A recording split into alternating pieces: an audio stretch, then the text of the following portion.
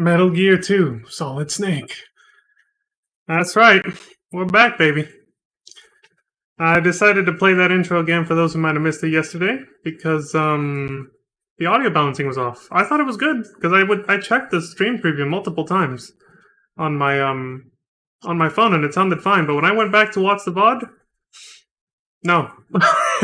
it was all bad. Anyway, hi everybody. Hope you're all having a wonderful morning, afternoon, evening, or good night, depending on where you are. But yeah, decided to replay the intro. Might even do the second half in a bit too. But that's because, yeah, like I said, I went back to watch the VOD from the last part yesterday, and all I could hear was myself. The music in the game, everything was way too low. It was not as loud, I guess, as the first game was, because I went back to watch the VOD for Metal Gear 1, and it was fine. But this one, not so much. I could hardly hear the music at all. I was like, what the fuck? It's hella quiet. So I need to pay more attention to the sound levels on Streamlabs OBS, since I can't preview the sound while I'm streaming. And I guess it sounds different the way it's compressed on a mobile device, because on my phone, when I would do this yesterday and check it, it was fine. But watching it on my PC, it was not. Anyway, before we move on and get back to where we were yesterday, don't worry, I know our spot. We were like around the 2-hour mark. I wanted to comment on this yesterday, but I had already rambled too much. And now I get another chance because I re-showed the intro right now, leading up to the title screen. When I first saw that intro yesterday, as I started this, or sorry, a couple days ago when I did the last stream, I realized how much it reminded me of the Armored Core intro. The way they show every mechanical piece of Metal Gear being assembled and designed and everything, like that whole intro we just saw right now of Metal Gear and its specs and everything reminded me of this. For those of you who have played Armored Core, also Headphone Warning, I boosted the audio on this too, just to make sure it also comes nicely and it's not just my voice overpowering everything. So Headphone Warning, turn it down. This one might be a little bit louder. From Software. Look how much the Metal Gear 2 intro resembles this one, or this one resembles Metal Gear 2, because this is after. This is PlayStation. I might fast forward through a little bit of it, because this is a Metal Gear 2 stream, not Armored Core.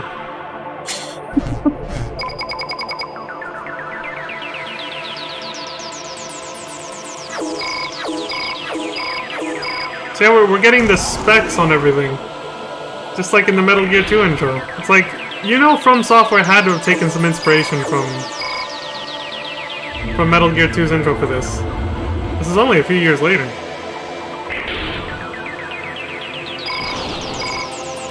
Well, no, when was Armored Core released? 1996, 98, around there? Never mind, it's not a few years later. It's several. It's almost a decade later, but still.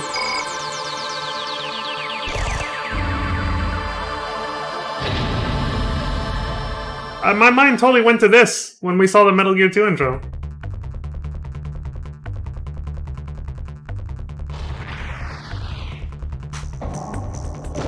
The rest is just... yeah, I'll fast forward through the rest. It's, you know what, I'll let it play for nostalgia. For any crossover fans with Armored Core, I'll let it play.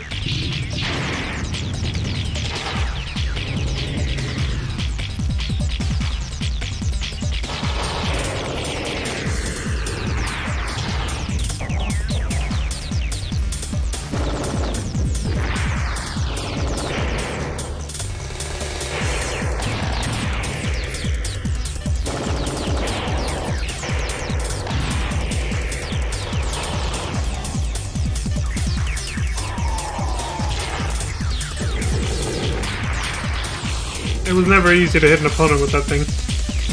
They make it look easy in this intro, but it's not. Oh shit, shut up. Okay, that's the next game. That's Project Phantasma's opening. But yeah, I just wanted to show that. Again, apologize for the volume. But I can't control how much the audio boost goes. Like when you hit boost volume on this thing, it's an undetermined or a predetermined amount. You can't really do anything about it. But yeah, so I'm going to have the audio boosted so we can actually hear the music now, because I realized yesterday I'm just doing this, and you guys can't hear shit. Assuming you have me at a reasonable volume, of course. I was like, dude, I just hear myself, and the music is like you can't hear a damn thing, and I'm over here jamming out. You just can't even tell what the hell I'm jamming out to. So yeah, that Armored Core intro, dude, it totally looked like this. Like a much shorter a more brief, summarized version of the Metal Gear 2 intro. 100%.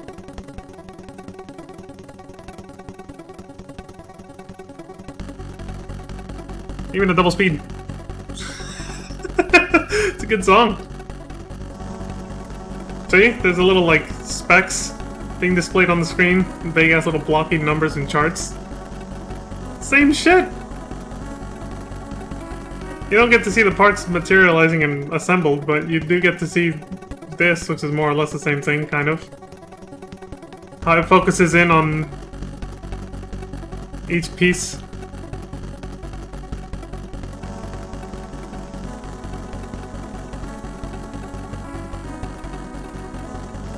Yeah, I think Armored Core was several years later, actually. It was definitely 1996 or something like that. This was 1990.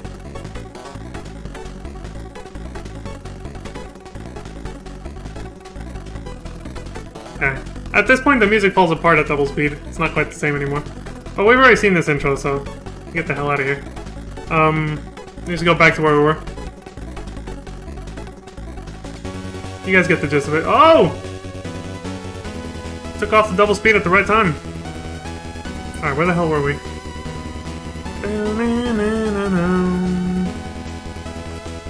I believe right here, yeah, 156 or something like that.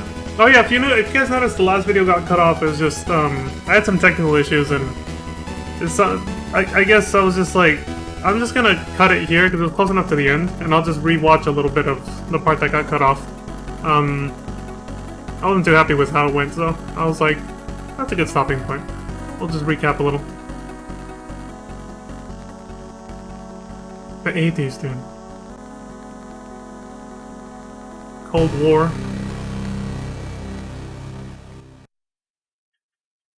Like, that's the first half of the intro. And then they go into the story intro once you actually, like, hit start game or something. Again, we saw all this yesterday, but yeah, this. The late 1990s.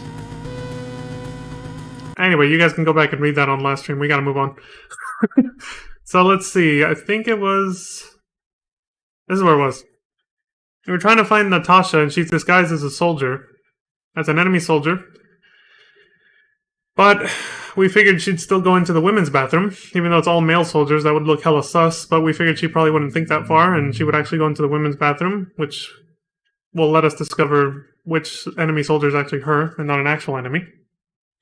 And by doing that, we can establish contact with her, and she can translate what Dr. Marv is saying, because he's only speaking Czech or Slovak, one or two of those languages, from the nation at that time period, Czechoslovakia.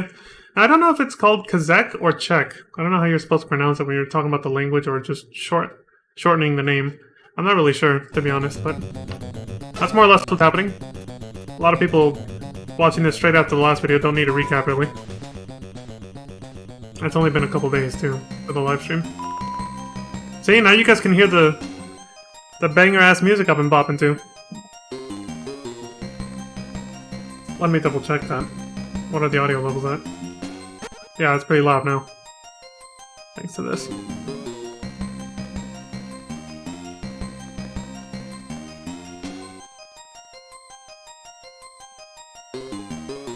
We just have to camp out the bathrooms like a fucking creep. And then stalk someone going into one of them. And a woman, no less. This is totally not, you know, unethical in any way or hinting at some kind of, predatory shit. Thanks, Kojima. Your writing is brilliant.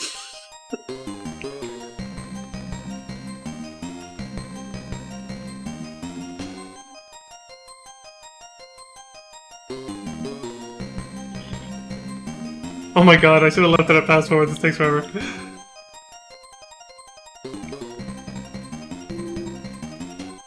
See, this song almost sounds better in double speed. Natasha? Yes, I am Natasha Markova, an STB agent. What did STB stand for again? Shit. You look familiar. Haven't we met before? Oh right, this part where she takes that as flirting. that the cliche Western men use to seduce a girl? Busted. Now I remember. Natasha Markova, fairy on ice. Gold medalist at the Olympics in Calgary. He knows his shit. You must be thinking of someone else. Can't be.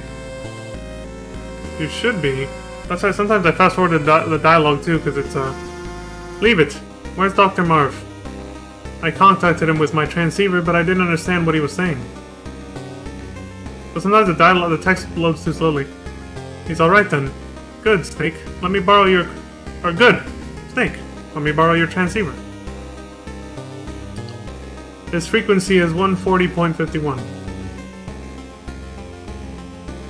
Thank you, knockoff Mel Gibson. I'm not reading this again. I can't understand what the hell they're saying or how to pronounce any of it, so...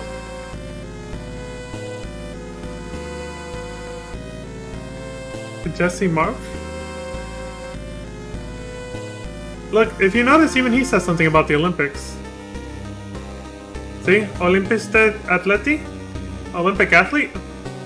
And then she changes the subject. I understood just enough to notice that. She's obviously either trying to hide that, the fact that she is who Snake says she is for some reason, or maybe the coincidence is, or yeah, it's a total coincidence, but I doubt it. Knowing Kojima and his writing style, that's probably not a coincidence. Snake, Marv is alright at the moment. Okay. He is held in a detention center north of the tower building. Okay. So what do we do? He is very concerned about Dr. Petrovich. Or Dr. Petrovich. Petrovich is safe. Our first priority is Dr. Marv. Where's she going? This elevator leads to an old sewer. Why is there a random elevator leading to the sewer from the women's bathroom? It's a shortcut to the north side of the tower building. Okay. An elevator in here? Thank you. Thanks. At least they address... Yeah, they addressed that concern. Why is there a fucking elevator leading to the sewers in the women's restroom?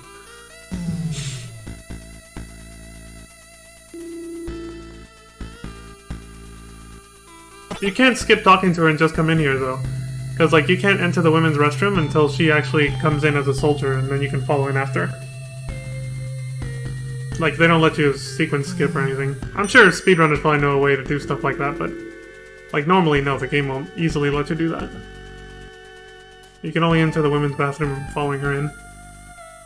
12, I should be able to open these curtains now. The sewers. I remember seeing those last stream and I was like, what the fuck are these things, dude?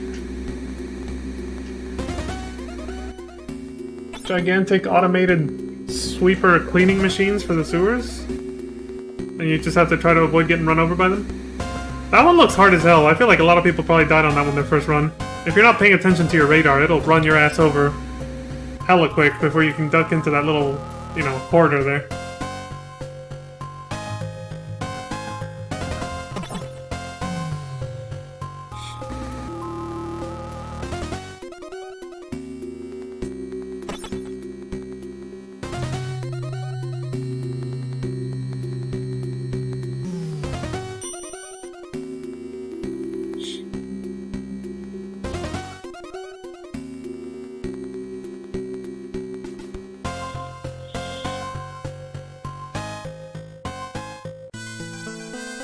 Natasha!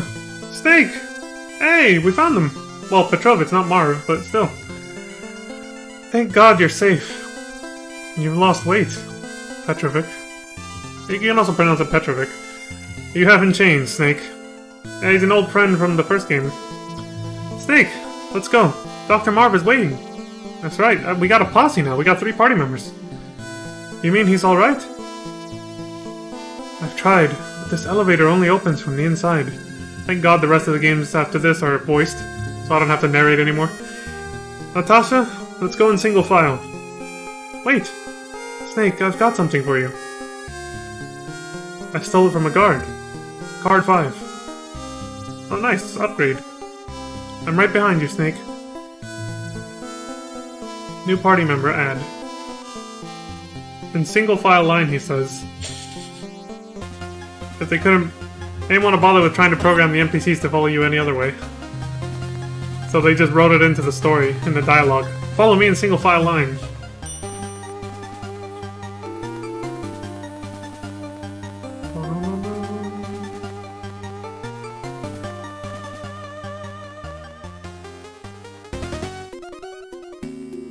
Monka Shake music. Where are those large sweepers? I don't see them on the map anymore.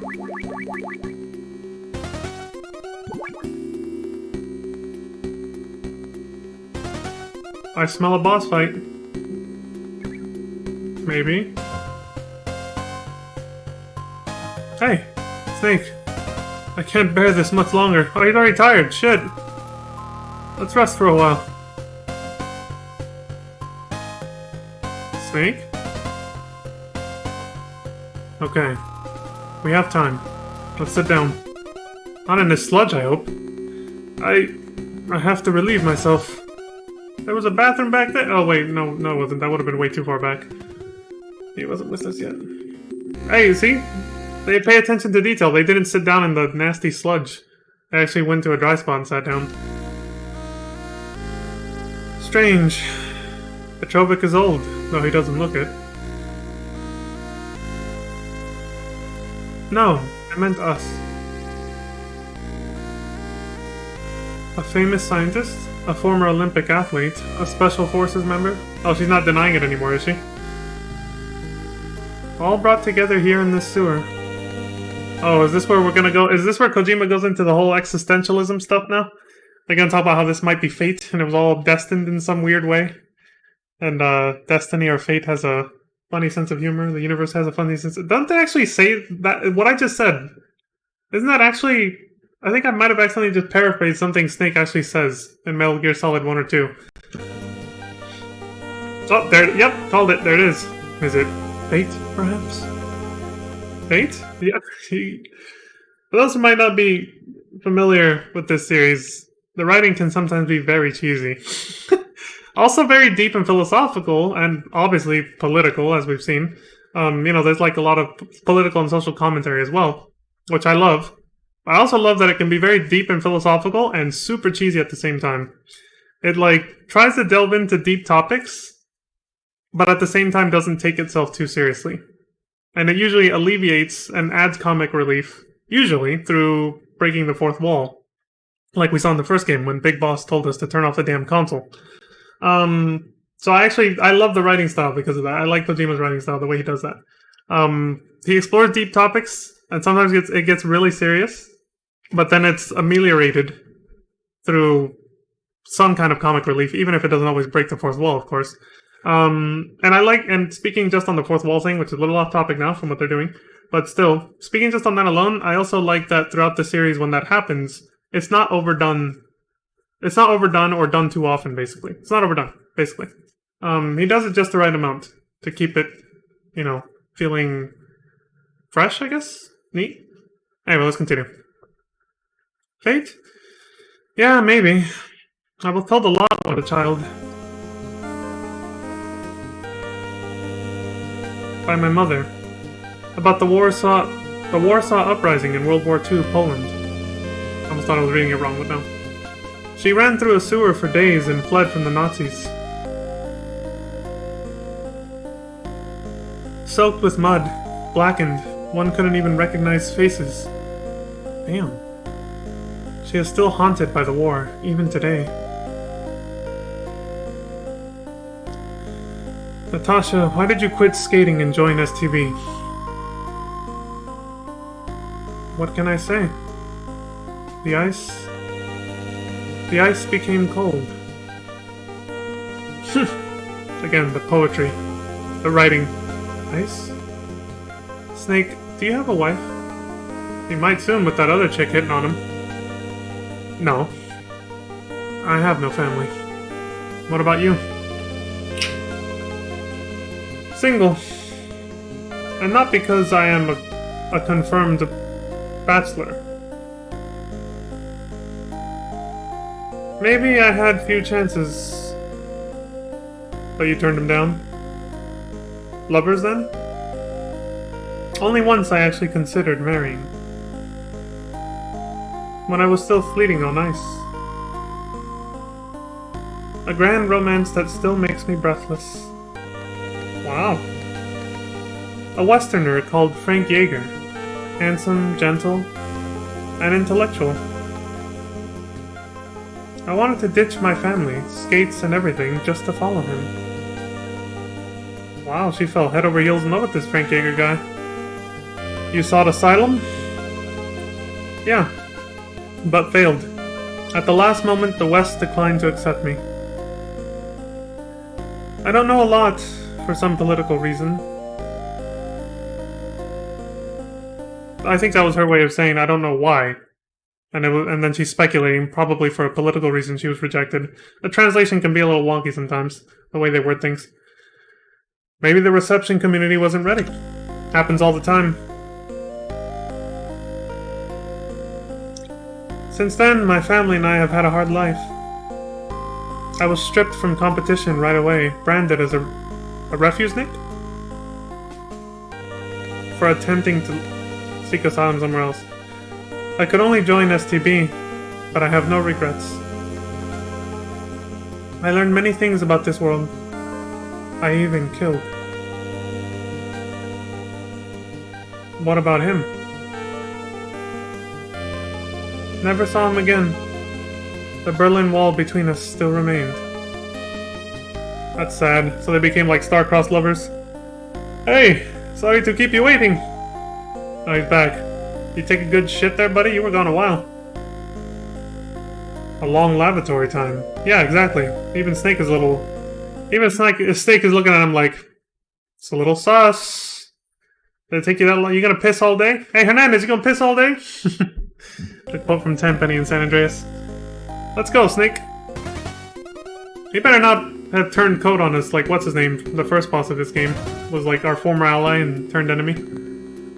I hope Petrovich isn't secretly a bad guy or something. He was like relaying information. Not actually taking a piss like he said he was. You better not backstab us, man. Not you. Not like this.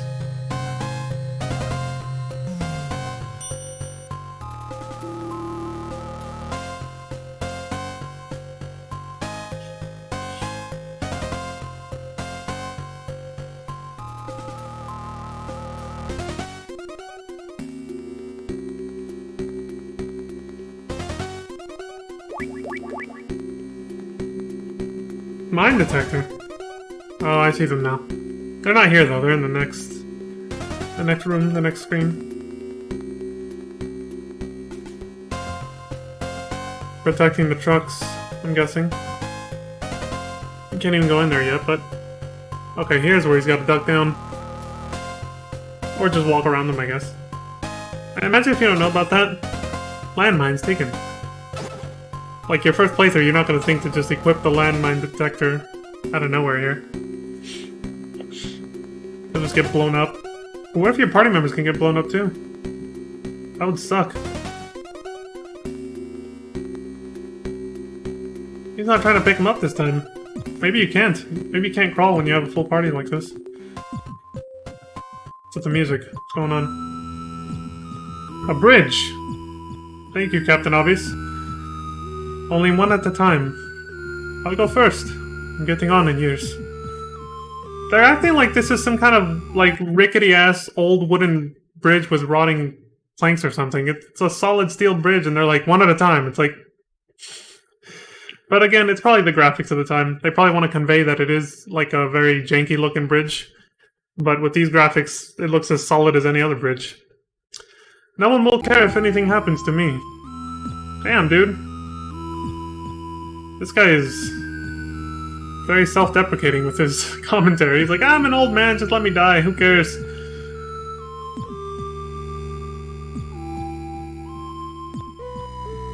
It's alright. Come on.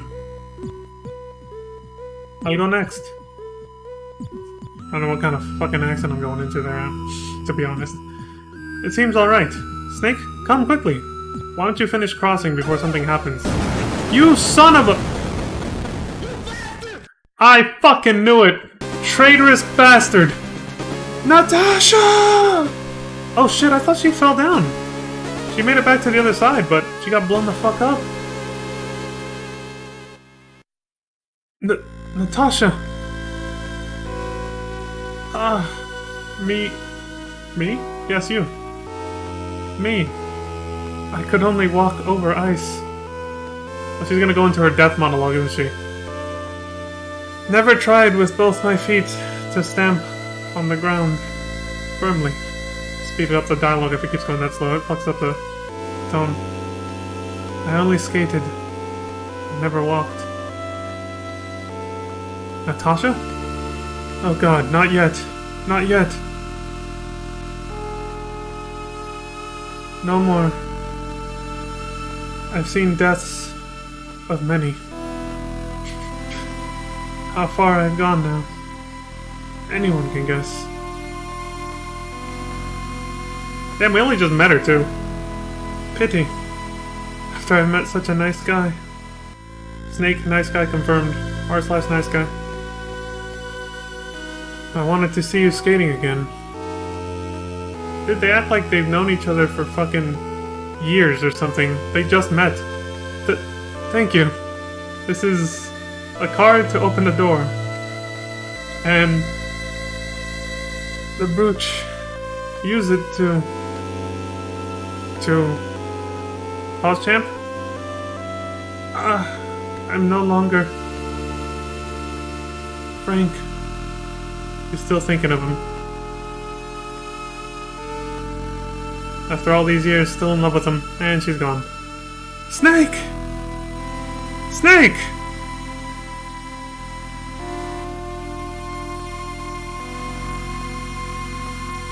Oh, he's getting kidnapped. Wait. Oh, so he didn't shoot that. Okay, this made it look that way. The missile came from behind him, is what they're implying now. I thought he was betraying us and he shot a rocket at her. Metal. Gear. I can't do it the same way as the meme. Fox! Snake! It's me. Gray Fox! I told you he was gonna be in the next game. He was a loose end from the first game. We saved him, but then we found out Big Boss was a traitor, so it stands to reason Gray Fox was probably aware of that and still loyal to Big Boss. So he, you know, it makes sense he's a bad guy now. Gray Fox. I won't let you cross this bridge. He's the bastard who killed Natasha just now. I'm taking Petrovich with me. We were once friends. I'll let you go this time. Oh, just because we used to be friends, huh? Go back to your country at once. He's like, that to America! Just like, what's his name, earlier. Because they were abandoned by America, obviously. We now know the whole story from that first boss we fought. Schneider. Fox! I'll never give up! Tell him, Snake. Tell him. I'll never give up! Fox! Now I'm trying to imitate David Hayter. Snake, have you seen the balcony on... what? On the 20th floor of Tower Building? From there, you can fly over the crevice using a hang glider. Oh, okay. I saw one at a Thanksgiving festival some time ago. On a Thanksgiving festival. It's in the east part of the Zanzibar building's first floor. Bye. ... Bye. People leave. Damn, dude. Oh, now he's picking up the mines. Yeah, he probably couldn't crawl when he had the full party with him. That scene totally made it look like Petrovich, like, betrayed us, and the whole time it was just, you know... It wasn't that. It was literally just, what's it called?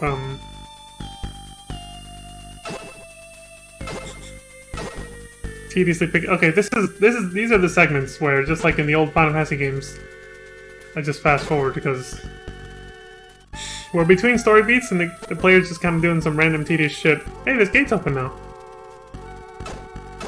Also, it looks like the Metal Gear is fully operational this time around, unlike in the first game. And Gray Fox was piloting it just now. Which means this time we might actually get a real fight with Metal Gear, unlike in the first game where it was just standing there completely unoperational and you just blow it up.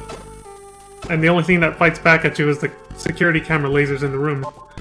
Kind of weak to hype up a fighting a big mech and it's just... you just destroy it when it's deactivated. I guess they probably realized that was kind of weak the first time through. Maybe this time we'll actually get to fight Metal Gear, like, properly. It'll actually fight back. Maybe it was criticism they got from doing that the first game, too. Maybe Kojima and everyone else was like, we ran out of budget, I'm sorry. It's not like those laser cameras weren't a pain in the ass anyway, but still. It's different to actually get to fight the mech, rather than that. Fighting off a security system that's protecting it. Not quite the same feeling, right?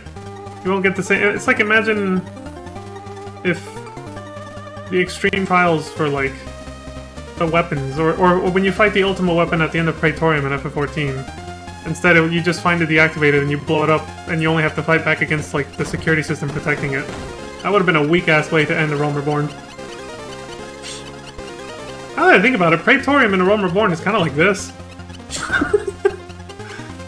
I just realized the loose parallels there with Metal Gear. You're charging into a military stronghold, not with stealth though, like this game, to destroy a giant mech that threatens the world. Or at least Eorzea. We should rename FF14 Realm Reborn to FF14 Metal Gear.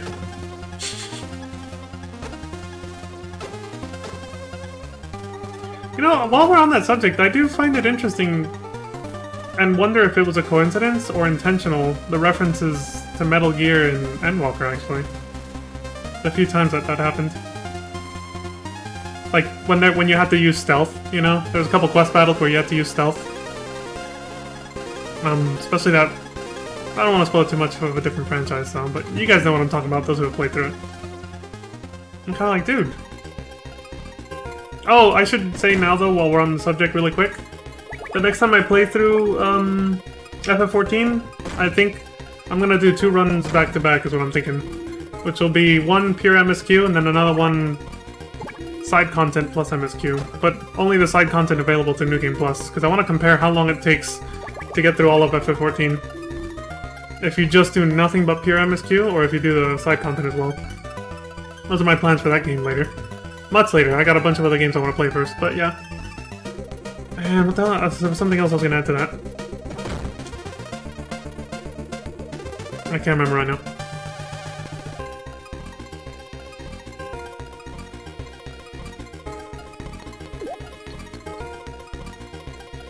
A noise? Still blind as hell.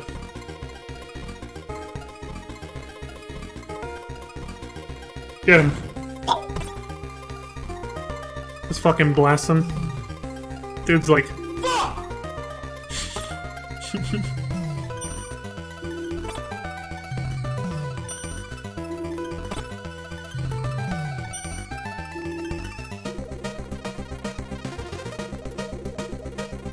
I like the Foxhound logo. It looks something similarly akin to like what you would see in, like as a logo for something like the A-Team or something. Something a little goofy and wacky, you know? But represents some kind of badass mercenary group, which is basically what Foxhound is. Except we still only know one person in it. Snake. It's like this elite mercenary unit, but Snake's always the one pulling all the weight here. They send him in alone every fucking time. To do these hardcore fucking, you know, save the world from total destruction missions. They send in one guy. It's like, where the hell's the rest of the Foxhound unit? Shouldn't they be supporting Snake? Like, last game we only had Big Boss, the leader, but then he was a traitor. And Grey Fox is obviously loyal to him too, so they're obviously not in the unit anymore. I don't know, maybe they're just implying that all of Foxhound was loyal to Big Boss, maybe not. Details like that, they didn't really bother filling in just yet. So, maybe I'm reading, I should just... Who cares, right? It's like, whatever. Let's just keep going. If you catch a cold, go to the medical room to find pills. Yeah, they've told us that before. Want to know a secret? What's up? Natasha's brooch will change in a sauna or a freezer. Really? Brooch, Zanzibar Land logo. Given by Natasha. It has her scent.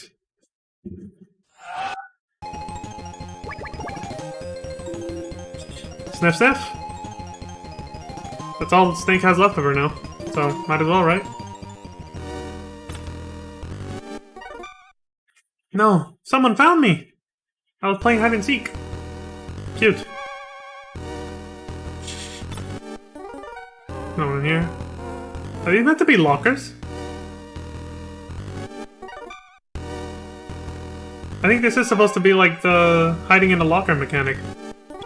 Oh my god, that is loud. Click, click, click, click, click, click. You have to crawl here to not wake these guys up, I'm guessing. But you also have to avoid the camera by sneaking under the beds. Nice.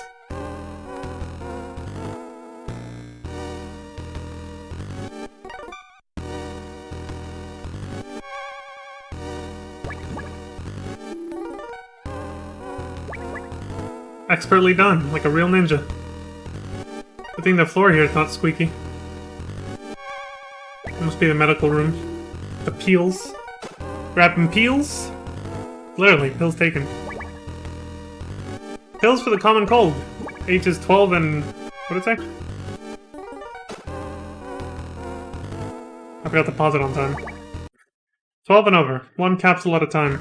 Yeah. That's more or less a summary of what medicine, over-the-counter medicine will tell you in real life, so... accurate. Hidden door. Wait, could you actually see that door? Was it... oh yeah, barely. Doors on the bottom part of the screen are easy to miss. Red ID card. MasterCard replaces card 1 through 3. Quality of life update from the first game. This is the sauna. Is that guy naked? Oh my god. Is that his dick swaying around and they put a black spot as like a... over it like a fucking sensor? It's not even covering his ass! It's like a false sensor. Like there's meant to be a black spot to censor his junk and his ass, but it's not even working right. It's like all over the place. Oh my god. Like those old late night TV commercials that pretended to censor the porn they were trying to sell you on TV. And it wasn't actually censoring it because it was past a certain time at night, so they could like legally show that shit. Because it was assumed kids were sleeping.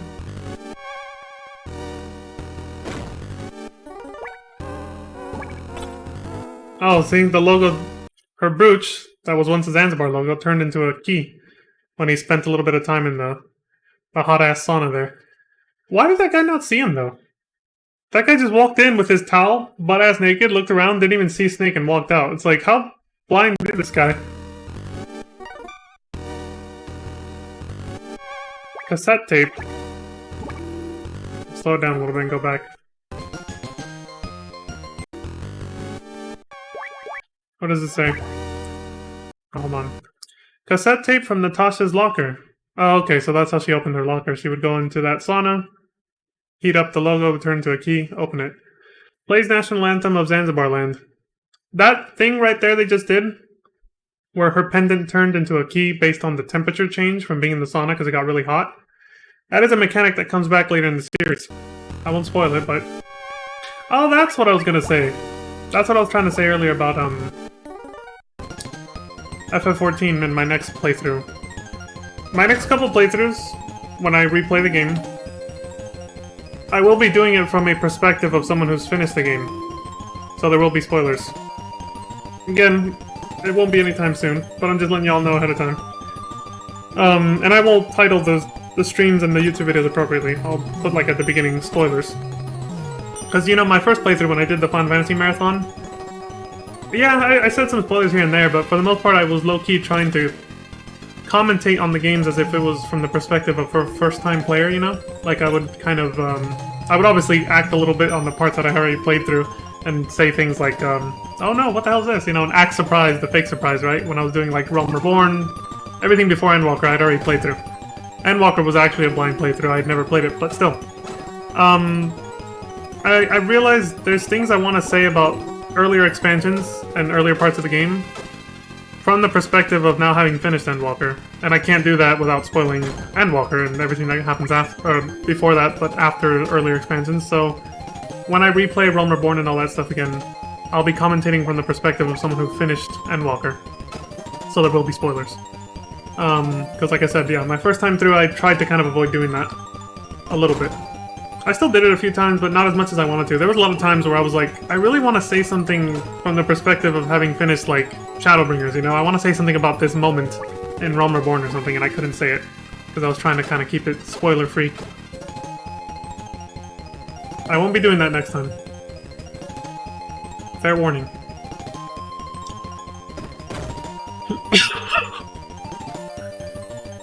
It's so funny how you just shoot them and they just explode and disappear.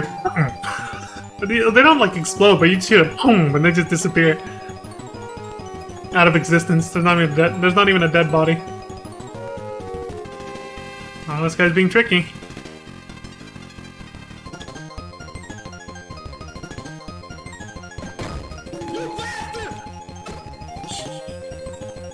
Bullet vest taken.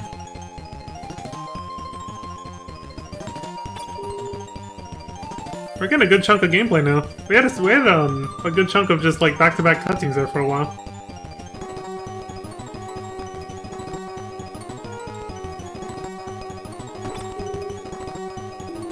Holy shit, this guy is good. Pro gamer strats right here. Check this out. He shoots him, which stops you from moving, by the way, for a split second. See? And then still makes it across before the trapdoor opens and kills him. That's insane. Outside of that boss fight, I don't understand the point of... Oh, it makes noise, so he comes to check it out. I was just gonna say, outside of the boss fight, why put that stupid string mechanic there? It's just kind of dumb. Like, you just have to run into it till it breaks. Like, what?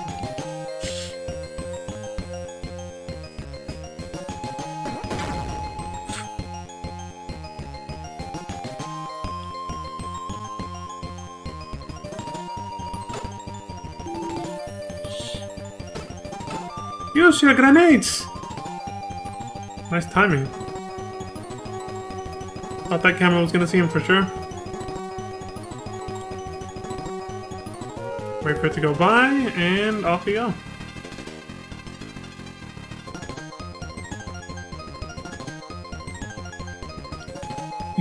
Yeah, I do remember this game being much more fun and enjoyable than the first Metal Gear when I played both of these many years ago. Gas grenades.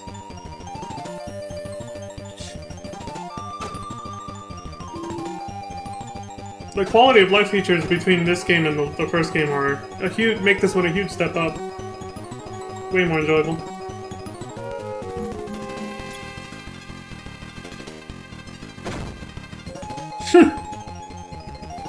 Get fucking wrecked.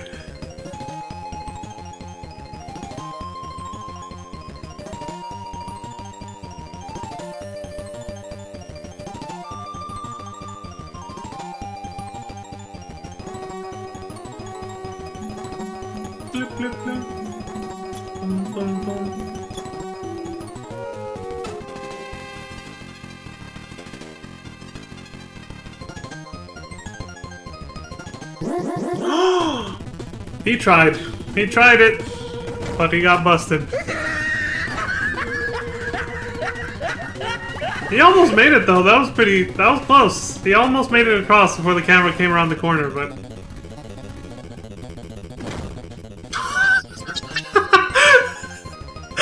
Let me see that again. He just comes in and gets blasted in the face.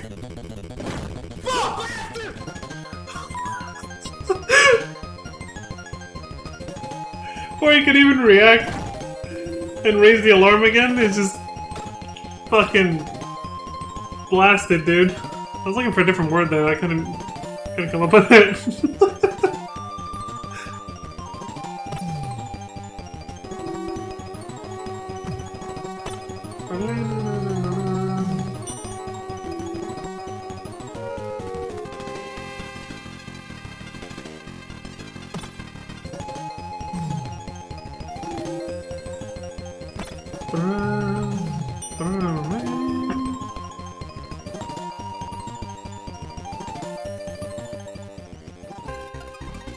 Here he comes. Edge.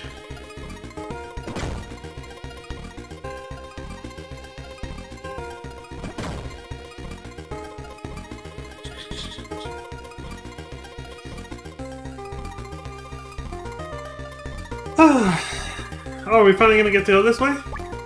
They've been teasing us with what you see on the radar here. Oh, fake soldiers again, huh? One of them's real in this room? Yep, that guy was real. Hang glider taken. This is something you can only get away with in an old game like this. Like, realistically, like, give me a second. It's rewind time. Thank you, Will. Yes. Realistically, if that soldier was real, I guess they do have very narrow cones of vision, though, too, right? Because it's a video game. So I shouldn't delve too far into this, but, like, you know what I'm saying? Like, you know where I'm going with this. It's like, he's sitting there amongst a bunch of mannequins that are fake soldiers. Why doesn't he just raise the alarm as soon as he hears Snake come in? Why does he wait? Why does he just try to pretend like the other ones we've seen before? Why does he pretend to be one of the mannequins until Snake gets too close? Or something. I assume it's probably just to ambush him. Like, wait till he gets too close, isn't aware that you're real, and then just sneak up on him and try to, like, choke his ass out or something. I would see him coming and be like, it's him! But maybe they were just going for that. I don't know. Maybe it's probably best just not to question these things with these old games, right? It ruins the fun out of it. I'll just leave it alone. They don't bring this mechanic back in any future games that I know of. The fake soldier mannequin thing. They don't do that anymore. This is the first and only game I know of where they do this mechanic. Mechanics are for cars! Fuck them!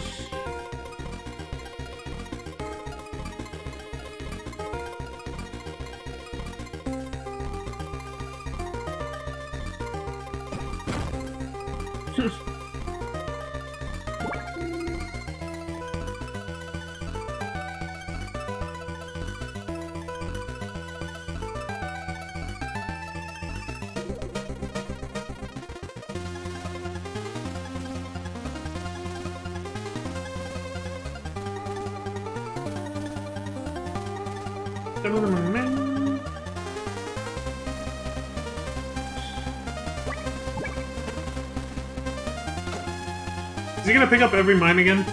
Okay, no. He just pick it up with you. I was like, he never uses these fucking things anyway. Why does he bother picking up every one? He was picking up every single one last time, but not anymore.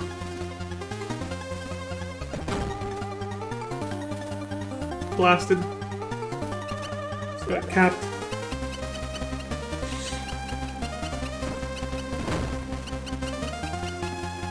Squeaky ass sand. Is that a real thing? Is there actually squeaky sand you can import? Or not import, but like just saying. Is there actual squeaky ass sand like this in real life? From wherever the hell they said they imported it here? Somewhere in Asia, right?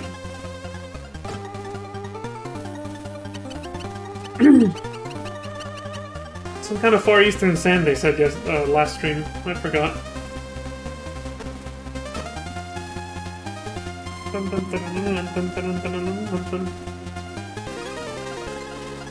Going back to what I said about how they had little stealth missions that I feel like were loosely referencing Metal Gear in FF14, I actually kind of like when they do that. I like when a game that's typically run-and-gun sort of action, hack and slash, you know, whatever, gameplay style, occasionally breaks it up and gives you like a little stealth mission. As long as that stealth mission isn't overly tedious, and difficult for being something that's like required in the story.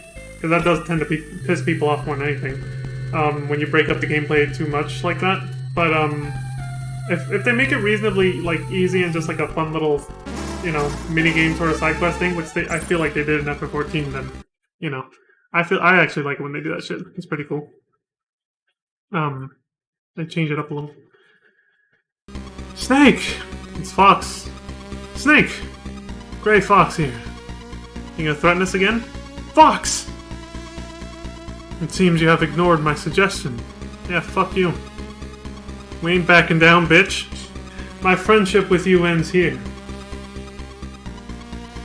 This elevator will be your coffin. Oh shit, he rigged the elevator. It's a trap. What? sent the hit squad trained solely for close quarters. Give them my regards. When I find you, Fox. You bastard. Snake's basically like, Snake, I'm happy to say, farewell. Oh shit. They're already in the room! In the elevator! U-Box. We are Ultra Box. Close quarters assassins. Ultra Box? They're gonna fist fight us to death? A top secret team commanded directly by the president. Which we're presuming is Big Boss from the hints they've dropped. Consider yourself lucky to be cooked by us. Cooked? What am I, a giant chicken? Have damage taken by bullets. I thought they were close quarters though. Oh! Why are they called? I thought they were like gonna box us. I thought that's why they were called Ultra Box. They're just shooting at us. Well, now I see why you got the bulletproof vest. Dude, you still take quite a bit of damage though. You can't fuck around. Imagine how much you'd be taking if you didn't put on the vest. He's already at half health. He's gotta kill 4 of these fuckers. Unique boss design. Am I right? Sometimes I say that sarcastically. This is one of those times. So sometimes I say it like dead serious. Like there's some bosses that are like, that's kind of neat and it's unique, you know? Like the running guy. How you had to plant the bombs in his way. Doesn't mean it's like, oh my god, that's super fun. But it is unique. So there's that. Other times it's just kind of silly, like this. The name was misleading, and it's just kind of, it just looks tedious. This is like hell. Like if you come into this without enough rations or without the bulletproof vest, I feel like you would just get destroyed so easily. He's using the Uzi. Submachine gun. Oh, I see. If you hold it down, it actually sprays like a real submachine gun. Yeah. But if you shoot one at a time, it's just as accurate as the pistol. Oh my god, the cheese strat. He's cheesing him so hard right now.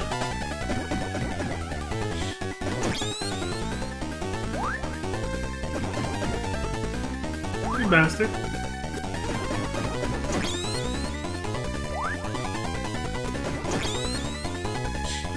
Oh my god.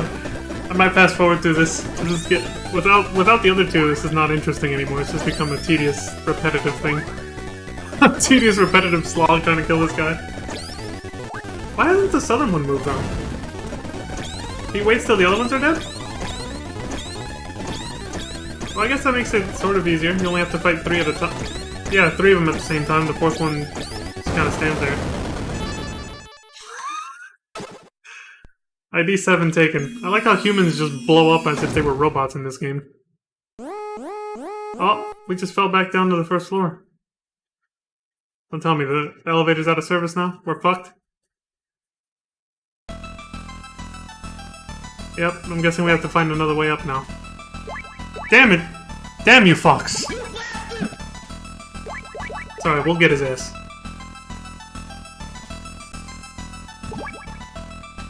Yep. Look, Snake was kind enough to put the out-of-service logo on the elevator. Great! Now we gotta find another way up. But at least we got a new ID card, so we can open new doors. If you can remember as the player which doors you haven't opened yet. It's had some quality of life mechanics updates, sorry, from the first game, but not everything. The doors are still not marked. You still have to run into doors that you've never unlocked before every time you get a new card and try every single one until you find one that works. It's horrific. This game is still best played with a guide nowadays.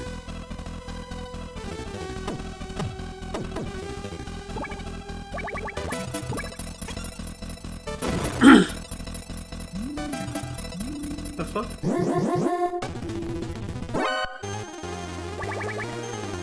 Okay.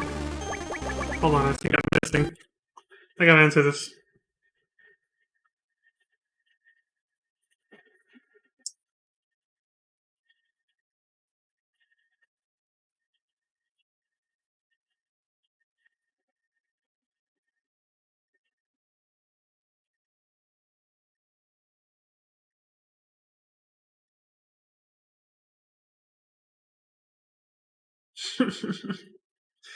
Alright, there we go. I'm good.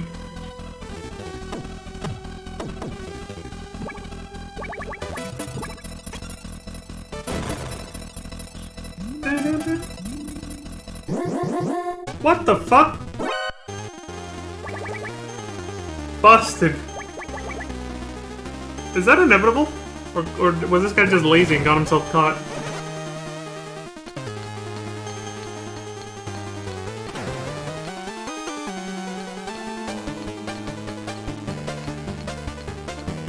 Seems to be permanent alert status. Well, actually, this is starting to feel very familiar, actually.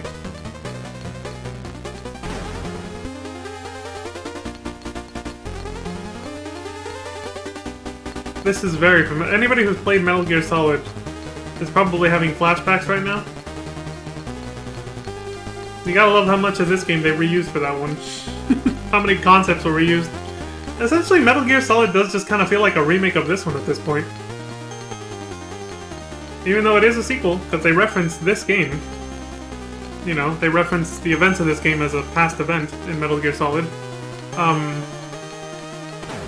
There's a lot of story beats and stuff like gameplay segments like this, for example, that are like 100% reused. Oh my god, that's annoying. They're 100% reused for sure. There's a segment in Metal Gear Solid that's exactly like this, minus the strings. Hey, how come he can walk through it? What the? He cheating! How come the soldiers can just walk right through it like it's invisible for them? Or like it doesn't exist for them, but you get stuck on the stupid wire. Yeah. You guys will recognize this part in Metal Gear Solid when we get there. Probably tomorrow or something. Because I'm planning on finishing this today. So tomorrow, the day after, when I get my PS3 set up again and I start playing Metal Gear Solid, you guys will probably recognize what I'm talking about. There's a segment exactly like this. You're just getting chased up a spiral staircase, just like this, for fucking ages, for like hella floors. We're on floor 16, we started on floor 10.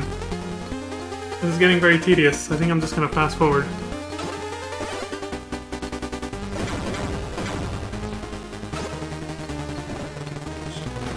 Jesus. Run, dude!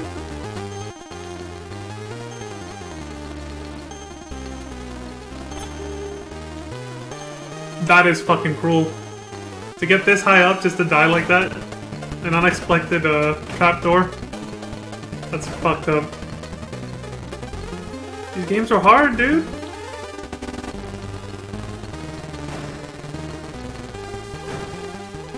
Mind you, they still have trapdoors in the next couple games too, by the way. Metal Gear Solid 1 and 2 do still have the trapdoor mechanic. Gotta be careful. If you don't know where they are. It's easier to remember where they are in those games, though, I feel, than this one. Ah, we made it! The alert just wore off. One-Eyed Uncle is a kind of father to us. He hates grown-ups. Who the hell's this One-Eyed Uncle guy we keep hearing about? Definitely not Gray Fox. We saw his face. He has 2 eyes.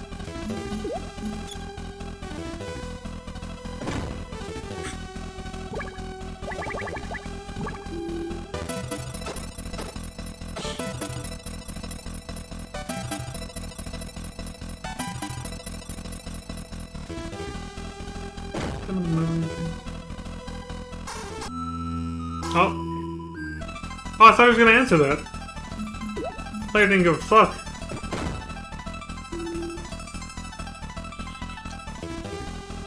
The balcony over there was made for skydiving practice, but if I had a hang glider, I would fly much... What? Should have paused it. Can't expect to read it all in double speed. If I had a hang glider, I would fly much further. No shit.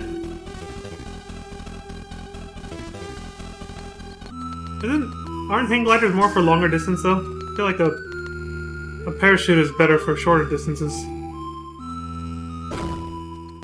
Get wrecked. Cheeks have been clapped. This is a balcony right here. It's me, one of your fans. You can only dive from there when the wind is blowing to the north. Usually, it's blowing to the south. but occasionally the direction changes.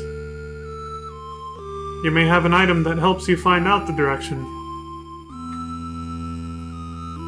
Really? Do well. Well, I mean, if I fuck this up, I'm dead, aren't I? I have to do well. Otherwise I splat on the ground.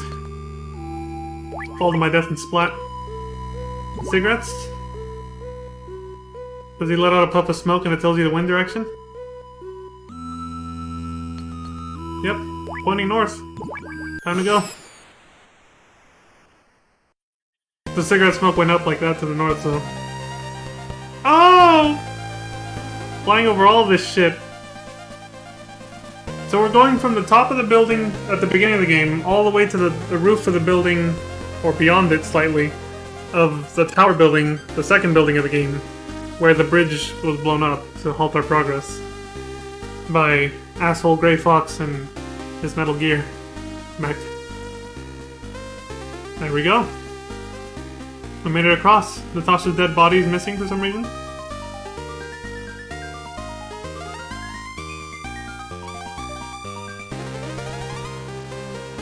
Made it!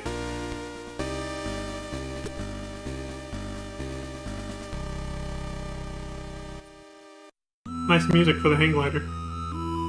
There. I'm guessing there's no way back now. That must be like a point of no return because the bridge is destroyed.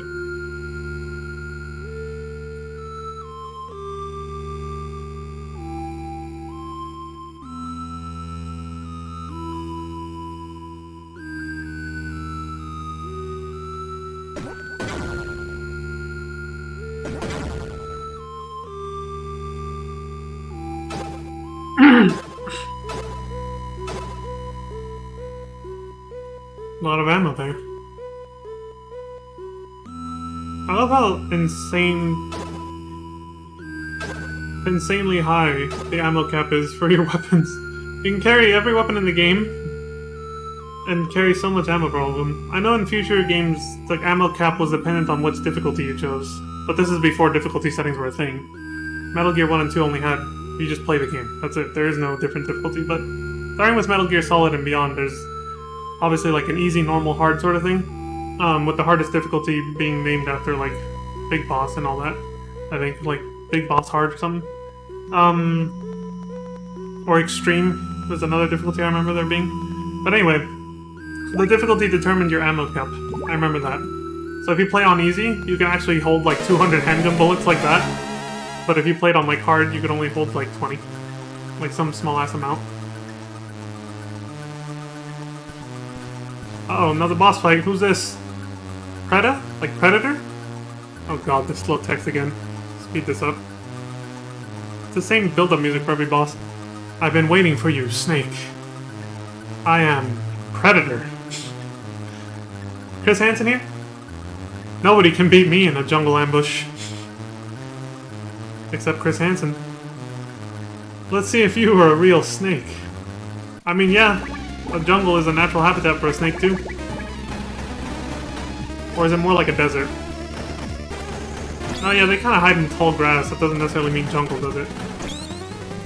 So what, we just throw grenades at them? He's just face-tanking everything. The player. Oh no, he found the cheese strat. If you're at the bottom of the fence, he can't hit you because he always shoots diagonally. Do you see that? He got hit a few times at the beginning, but now it's like, no. The cheese. Gotta love the cheese. I might as well have kept that at double speed now. I thought it was going to be a more interesting boss fight, but nope.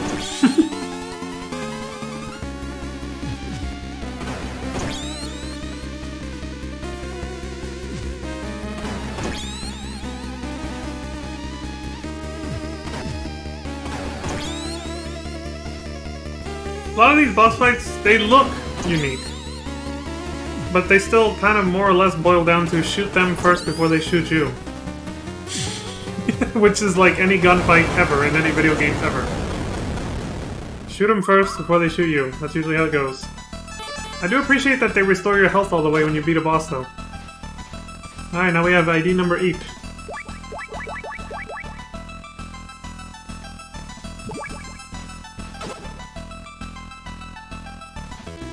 But who's the anonymous tipster, I wonder? The fan who keeps helping us out.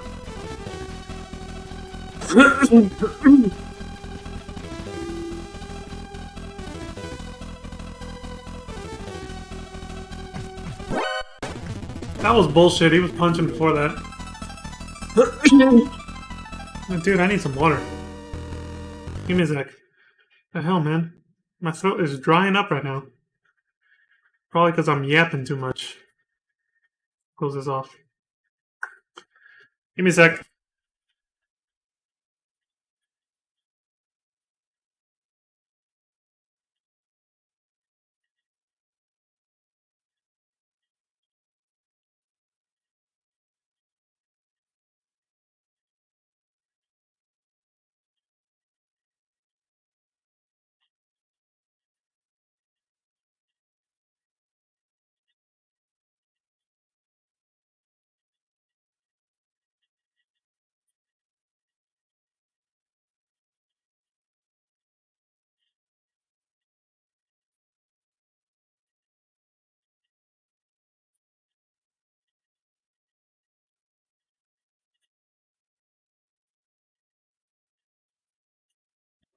Alright, I'm back.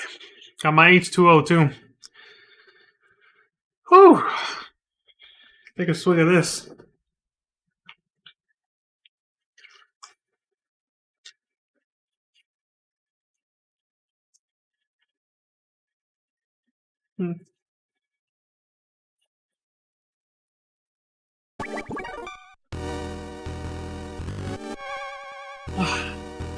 Ah, we got the cardboard box back.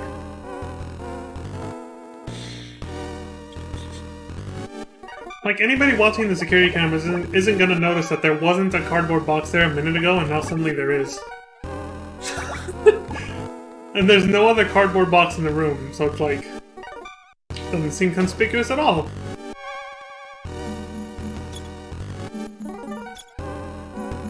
Gotta smoke them cigarettes to expose the, infrared lasers.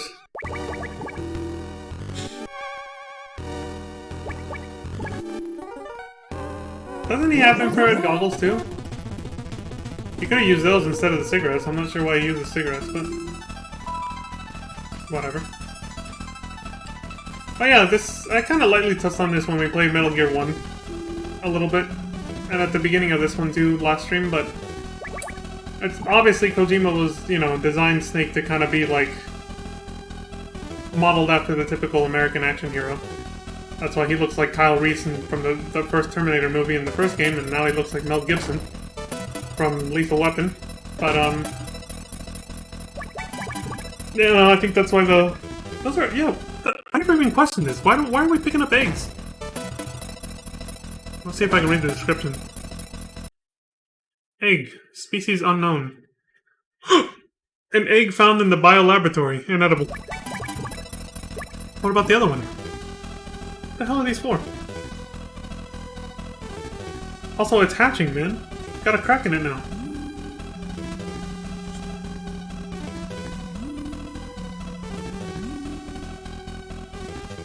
It hatched?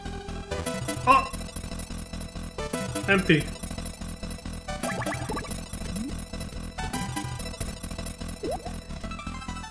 What the fuck just happened? I feel like we missed a mechanic here.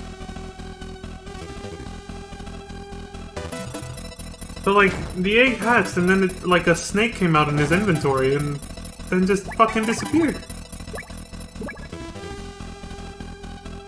Can you imagine holding onto an egg and it hatches and a little baby snake comes out? Started rolling around in your bag or your pockets? Get me the fuck out, dude. Look, it hatches here. It just hatched. Look at it. And then it just...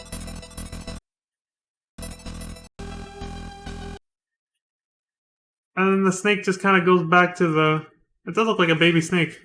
It goes back to the egg and then it just fucking disappears. I don't know if the player had to click on it like that to get it to go away or something, but... okay, now what? We have a spare egg still. What the hell do we do with that one? Are you... no fucking way! They don't see him walk in with the bucket on his head and then kneel down? Bullshit! Dude, bullshit.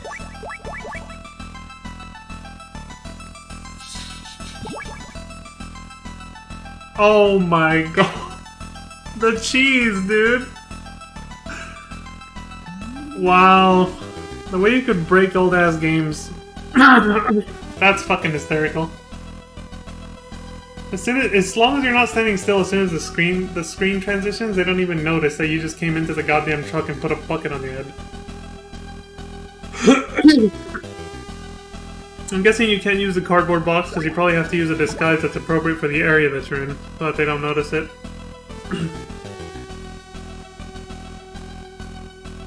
The cheese, dude.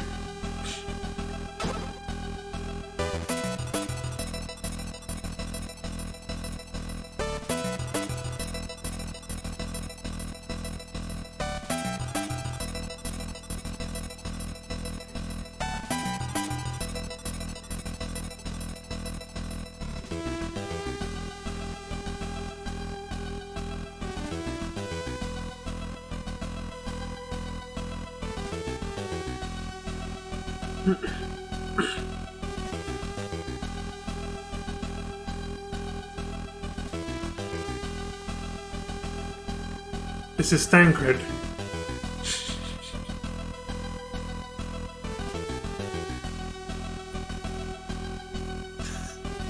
I had to say it, I'm sorry, guys. Oh, now the other egg's hatching.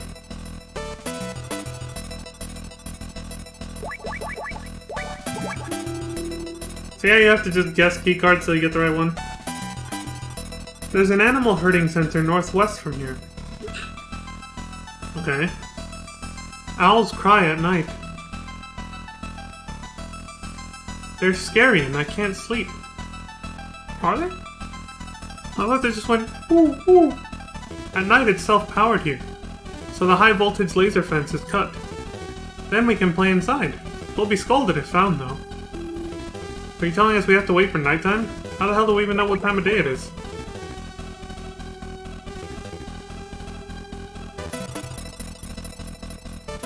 What's with these damn eggs again? We got two. One of them was a little snake we had to get rid of. I think I remember that mechanic, and like, I think you had to click on the snake to get rid of it like that. But you have to throw out whatever item it was on top of when you did that. But if you just let it roam around your inventory, it eats up your rations. Then you have no heals. It eats your food, obviously. Oh, it hatched! Another snake? Or something else. Has the player even noticed that it hatched? Oh, it's an owl! Evening.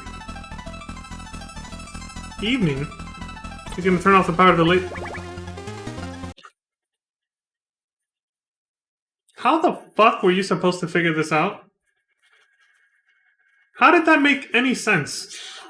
Hold on a second! You're telling me the only way we could move time forward, time's supposed to be a natural occurrence, the only way we could actually move it forward and get it to go from daytime to nighttime so that the guard turns off the laser grid was to pick up this random egg, which happened to be an owl egg, in that other building way the fuck back there. Wait for it to hatch, for the owl to come out and start hooting, ooh, ooh, and then that signals that it's nighttime, it's evening, so the guard goes to turn off the laser fence.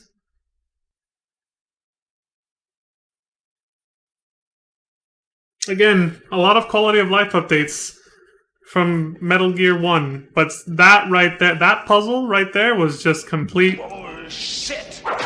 Thank you. Yes. How the fuck were you supposed to figure that out without a guide? That is some... Like, I know probably plenty of people did because they wandered around and picked up the egg and were like, what's this for, you know? And then when they hatched, they were like, oh, what the fuck? But I'm betting that's the reaction that they had. People who did this blind, without a guide, and who first did this, they probably reached that point and were just like, seriously? Like me right now, just like, really? That's what I had to do? This game makes no sense at this point. The fuck? That made... Oh my god. Hardware limitations, am I right? Because you can't see the sun, you can't see the sky. It's all top down, so how else could they signal the passage of time from day to night and all that? Except through the use of an owl hatching from an egg. Genius!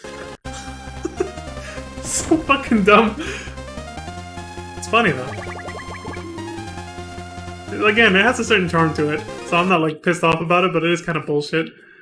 One-eyed uncle is the kind of father to us. He hates grown-ups. Okay, same line as the other kid. Give me chocolate. Do you have any? It's in B1 rations. Kid wants chocolate. Okay, side quest. The main party's not gonna die just because you're off on a little side quest. Right, Jacob? Dude, bullshit. I did say I wasn't done with the Corey, by the way, and I meant it. I am gonna play it again, actually, pretty soon. I won't say when, though. I'll keep it a surprise. There are a lot of rats in the detention camp. Rats bring everything in their hordes. Sulfuric acid ponds are shit. I thought I was gonna be able to read that one fast enough. So, a lot of rats in the detention camp. Rats bring everything in their hordes, and sulfuric acid ponds are to keep them away, I heard. Sulfuric acid, so like battery acid?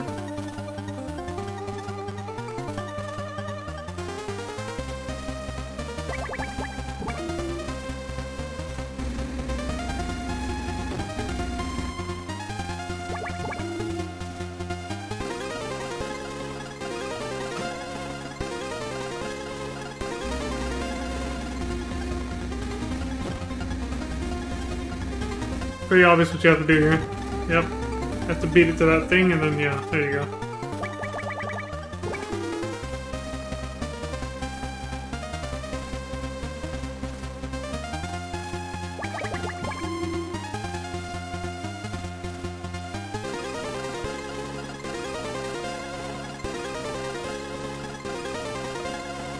This game is a lot longer than the first game, I gotta say. Yeah, it has more cutscenes and dialogue, but not by like a humongous margin. So it is just a lot more gameplay. There's more content. There's way more content to this game than the first one. The maps are much more detailed, but there's also more maps. There's more areas, more zones.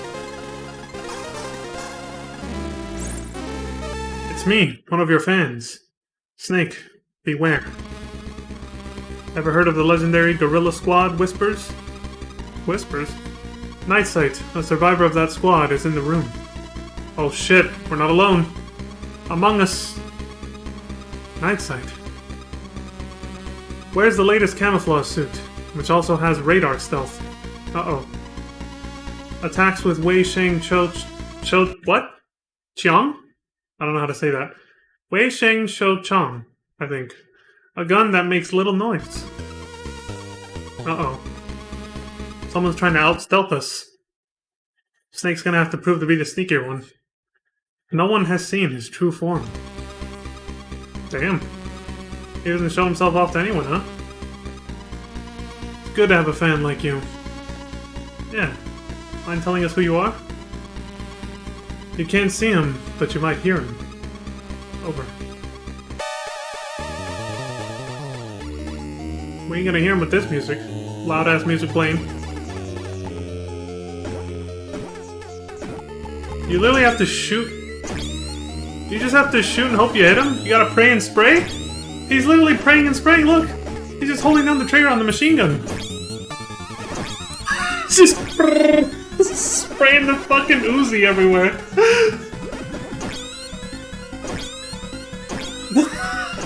Oh my god, these boss fights, dude. I don't even know what to think of them anymore. Again, you gotta hand it to the Metal Gear saves. They have innovative, unique boss design, right?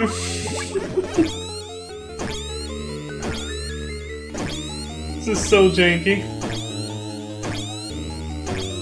The noise whenever you hit them, too.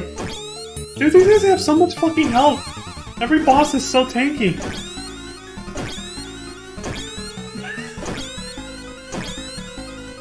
Can't even take it seriously anymore, dude. Look at this dude. No.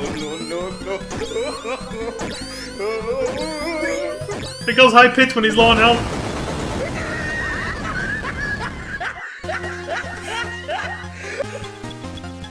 fucking blows up. God, these games, dude. These old ass games are funny, man. The fuck is that? Piss puddles.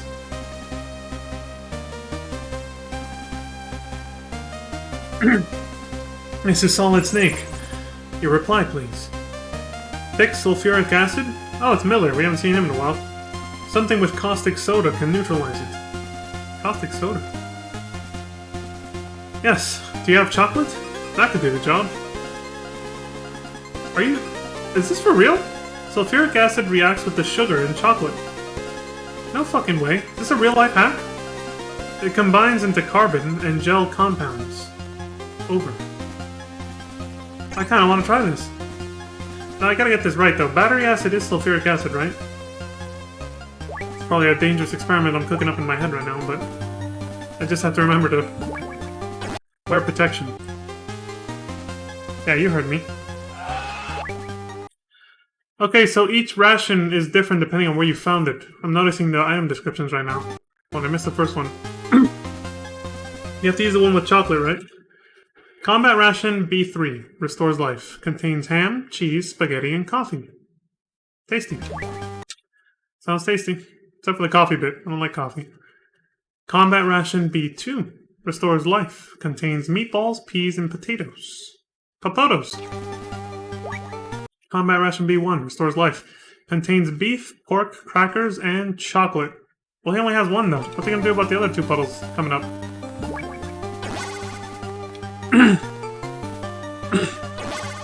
Oh, you just have to have it equipped. And then it disappears after the third puddle. Nice. I'll remember that the next time I try to infiltrate a military base with sulfuric acid pools just randomly sitting in corridors. Make sure to bring some chocolate. Thanks, Kojima. I appreciate the life lesson. See what I mean about having to try random key cards till you find the right one? Well, yeah, I don't even think he has the right one. He just realized he forgot it or something. He can't even go in. He's like, shit, I forgot the correct key card. Oh, never mind. Predator should have had card 9. Oh, this was scripted. Don't you mean card 8? He had card 8. You already got card 8. No, he was in charge of both card 8 and card 9. He must have dropped it. Search his area. Do well. So now the game scripts you into... Oh, this is the biggest load of fucking... that I've ever fucking seen. This is literally the definition of artificial game lengthening. This is literally padding.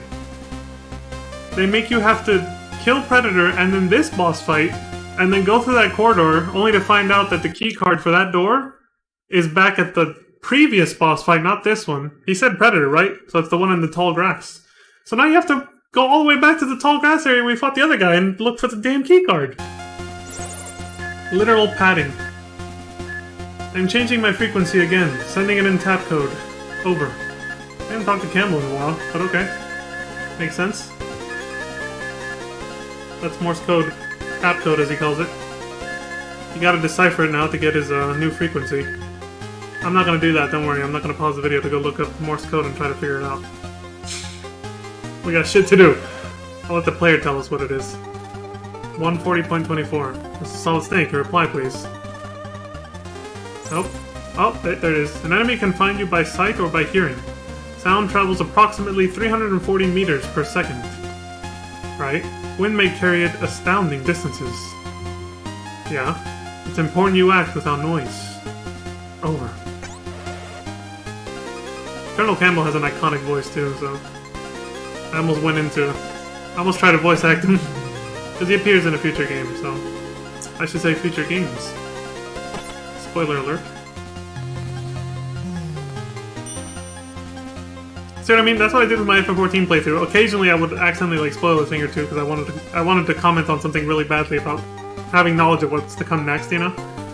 Sometimes I can't help myself. But for the most part I do sometimes try to just go with the flow and like not pretend, but just sort of talk from the perspective of someone who's just going through it for the first time, you know? To try and keep that sort of spoiler-free immersion a little bit, but I'm not perfect. So we gotta go all the way back to Predator's area. which is before all this shit even.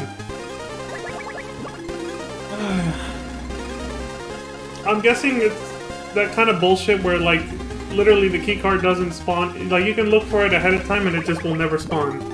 Like, you have to come all the way over here, defeat the next boss, and then get that call from your little fan or whatever, telling you that the keycard was back in Predator's area. You equip the owl and magically turn it into nighttime so that he turns off the laser grid fence.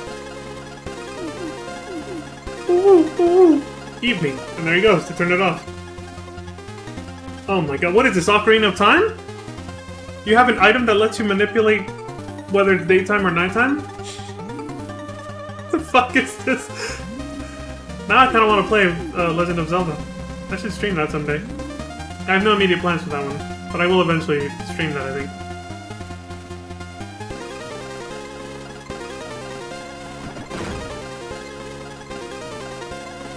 I mean, they have a bunch of those old retro games available on Nintendo Switch now, right? With the Nintendo Game Pass or something?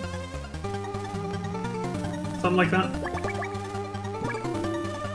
In some games, they just got ported over from the old Nintendo Wii U store and all that, so you can just play them, download them directly to the console and play them, I think. Oh, there it is, ID9. Yeah, so you probably, I bet the player would have picked that up ahead of time if they could. But even they probably know they can't, that it doesn't spawn until you get that stupid radio call. See, forced backtracking for literally no reason. Like, that's artificial game lengthening in a nutshell. Textbook artificial game lengthening. Textbook padding right there, game padding.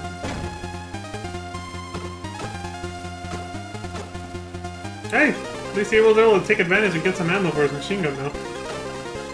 There's another ration, more chocolate. It's the B1 ration that has chocolate in it, so that's it right there. He's not gonna top off the Uzi. Come on, man, just shoot the Uzi one time. Just shoot one bullet. Make the fans happy. Give us that 420. He's not gonna do it. Oh, I'm sorry, guys. Looks like we're just gonna have to settle for a 421.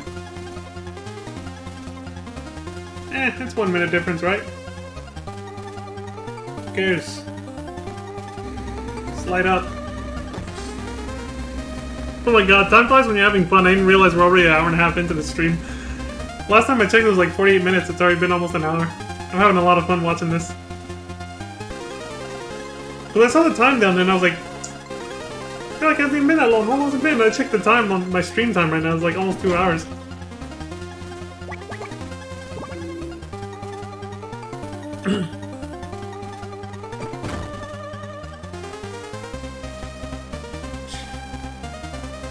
The guy just stands there as if he heard something. But it's like, nope, he's fine. My fellow guard who was just here is gone for no reason. It's cool. Nothing bad happened, surely. Dude, we haven't seen or heard from Holly in a while. Where the fuck is she at? What the hell's she doing? Miss Journalist. Behind enemy lines over here. Oh shit! Ah! Snake. Too late. His heart didn't last. Dr. Marv? He's dead? Hmm? Stains around the neck? Oh. Don't worry, Snake. Even after Marv died, the Oilix plans will stay intact. Marv was a cautious man. He was also a games freak. What? He concealed a microfilm in the circuit board of a cartridge. Of a video game cartridge?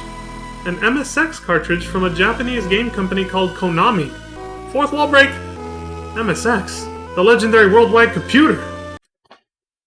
That's an advertisement if I've ever fucking heard one. Nice, they're advertising their own video game console within one of their own video games for that console. They're not the only ones to do this, by the way. It's just more other companies are more subtle about it, but I know Nintendo's done that a few times, actually, in a few of their games. Like, you can find the Super Nintendo in, I forgot what game it was. I'm trying to think of, like, a Mario game or something. They referenced the Super Nintendo. I can't remember, though. I think it's Super Mario RPG, which I will play that on stream someday, too. Legend of the Seven Stars, yeah. Pretty sure there's a one... There's a reference to they don't call it the Super Nintendo because they try to be more subtle about it. It's not as shameless as this. But I'm pretty sure there's a moment like this there, too. You get the cartridge in the locker over there. Where's the key? I couldn't force him. I didn't hear anything.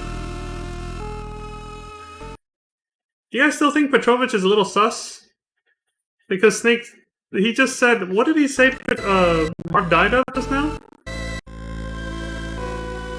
His heart didn't last. But as soon as Snake goes to check the body, he finds bloodstains around his neck.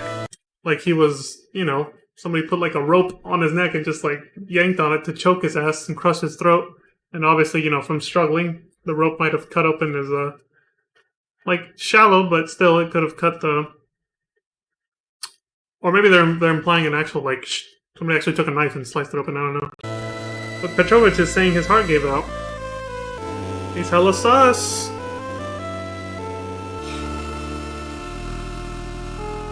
This is still double speed, by the way. He concealed the microfilm in the circuit board of a cartridge. An MSX cartridge from a Japanese game company called Konami. MSX, the legendary worldwide computer. He kept the cartridge in the locker over there. Where's the key? I couldn't force him. I didn't hear anything. Here we go, the big plot twist reveal. Dr. Petrovich is an enemy, isn't he? Or maybe it's not the real Dr. Petrovich, it's like someone in disguise as him, right? Here he comes! Snake! Emergency! What's up, Holly? About Petrovich. I was curious, so I dug up some info on him. Don't tell me the real him is dead, right? After he was rescued from outer heaven. Yeah? Pause, champ? He was not too happy. In the West, his extreme dogmatic theories weren't accepted. Oh shit, here we go. Someone else who's unhappy with him. He's about to... Okay, here we go. I see where this is going. Someone else who's unhappy with the United States, of course. And he's gonna be like, Death to America! And he's gonna... and he's gonna betray us right now and try to fight us, isn't he? The academic world saw him as a scholar of madness. Well, he did invent the first Metal Gear. We're not too far off here. He was isolated. As time passed, he became forgotten. How many years did they say? Did the intro actually say how long it's been since the first game? One day, he got an invitation from a Zanzibar double agent. Uh-oh. Taking advantage of his position, he made a deal. He leaked the latest technologies to Zanzibar land. That's how they were able to build the new Metal Gear based off his old design, right? He must also be involved in the kidnapping of Marv. If he's a close friend of his, that makes it easy for him to kidnap him, yeah. This stands to reason. He knew all the details about Marv's trip to the USA. It must be Oilix he's after. Over. Such was the story, Snake. I set my hopes on your world. I left the country I lived in for a long time. But your people criticized everything I did. I wanted to use my robotology knowledge. I wanted to complete Metal Gear. But your politicians weren't interested. Why the hell would the US turn down... I can't believe this story anymore. Why would the US turn down knowledge on brand new weapons technology that could revolutionize the use of nuclear warheads by being able to launch them from an all-terrain giant mech that anywhere in the world you can stealthily launch the damn... Why would they turn that down? This story has lost me now. The believability of it. The suspension of disbelief for this story has now become more essential than ever to keep believing this. Why the hell would the US turn down his designs? Doesn't make any sense at all. You think the US would be like, yeah, we'd like to have our own models of Metal Gear, let's do it. And launch nukes from anywhere?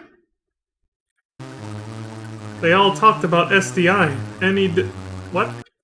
NEDW, what the hell are these things? Brain bombs and the like. What the fuck is he talking about? But Zanzibar was interested. I upgraded Metal Gear with their help. Did you do in, Dr. Marv? Nice way to say, did you kill him? Did you do him in? I had to. He wouldn't give me the Oilix plans. Natasha died on the bridge. Because I informed Fox. So he was a traitor. I fucking knew it. He didn't fire the rocket, but he might as well have. When you went to relieve yourself in the sewer. So he did rat us out. You sold us out. He's like, no. I sold you out, Tommy. I sold you out. Snake, give me Marv's locker key. Natasha gave it to you. Oh, dude, the fight just starts like that? Hold up. It was not like he just immediately pounces on you. When you went to relieve yourself in the sewer, yeah. Give it a second. I've never seen a boss fight start this quick. Snake, give me Marv's locker key. Natasha gave it to you. Uh-oh. Oh, it's trying to choke him out! Wait, what did that say? Arg. Look, he's literally doing a chokehold. He's trying to strangle Snake. Maybe it's what I said. He's trying to use like a piece of plastic or a rope to like strangle Snake, basically, like he did Dr. Marv. He's like, what the hell are you supposed to do? What the hell's that gonna do? He's not shooting at you. Oh, no way. No fucking way, this is how you fight him.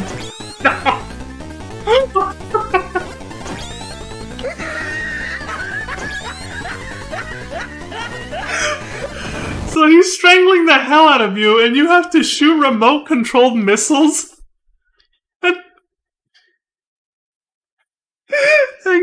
and control them and navigate them around you, and then hit him from the back with the missile, as if...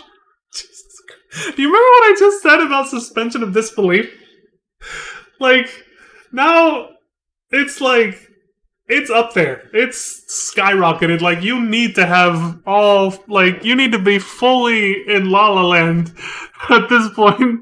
Like, there's a reason they never made a boss fight like this again, because, dude, you would blow both of you up. Like, if you did this...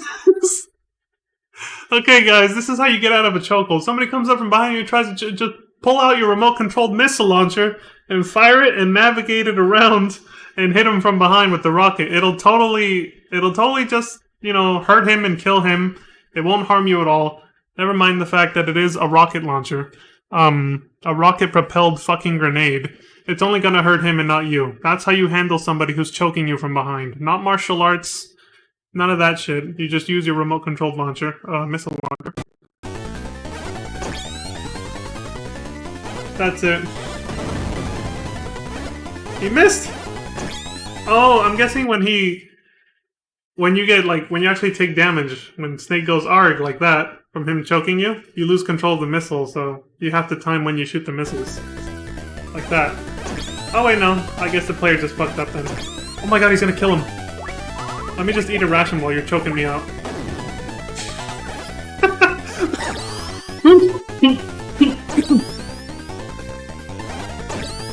How many rockets can this old man take? Holy shit! Snake was right about him. He's younger than he looks. Look at how many rockets he took. Asshole.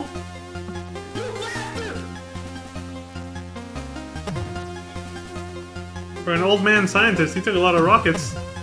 Jesus. And prick. Whew. Well, we killed Albert Einstein now. That brooch is probably made of form-memorizing hybrid material. Try changing the temperature of the brooch. Over. Yeah, we know this already. Heat turned it into a locker key for Natasha's locker. I'm guessing cold will turn it into a key for Dr. Marv's locker. In this room, right? Where the hell do you find somewhere cold? Have we been anywhere like that? I love how you can eat rations while you're being choked out, too. Because he almost died and he had to eat a ration.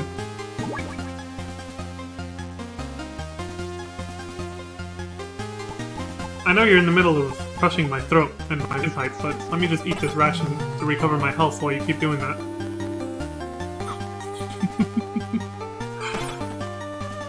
God, the possibilities with games like this. You know, if you're willing to accept shit like that, you can have all sorts of fun with game design. Like, they do not give a fuck. They're like, it's a video game. This is totally unrealistic and unbelievable, but fuck it. It's a video game. Let's just roll with it. And I like how they still roll with it to a certain degree with future installations in the Metal Gear series. They still make unapologetically unrealistic and ridiculous boss fight concepts and stuff in future games after this. Not as unrealistic as that. Pretty close. You do still fight some enemies that have some really odd quirks. I'll just leave it at that to avoid spoilers, but yeah. I like that Kojima does not give a fuck.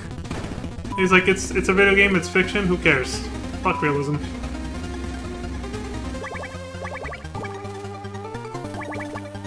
I appreciate that about Kojima. He doesn't bow down to the idea of having to make every, like, third-person shooter, military shooter-esque type game be, like, ultra-realistic. In that sense, I guess. It's like I said before, where, like, the game sometimes explores deep philosophical and political stuff, but then always has, like, some comic relief, like fourth wall breaking stuff, and other things in general to just kind of, like... It shows that it doesn't take itself too seriously either, you know? It's part of the charm of Kojima's games, I think. His writing, but also just the game design in general. So it makes it funny and enjoyable and memorable. He walks that thin line between super serious and, well, this. Super serious and absurd, basically, I guess.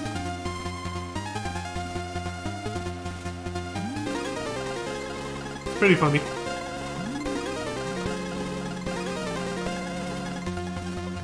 Comedy is also a good way to convey a serious message. People tend to be more receptive if you're lighthearted about it.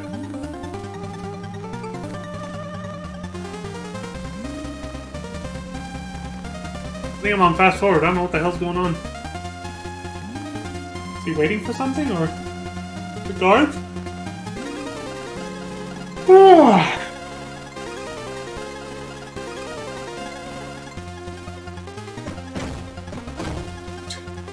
I guess he was just waiting for them to line up just perfectly.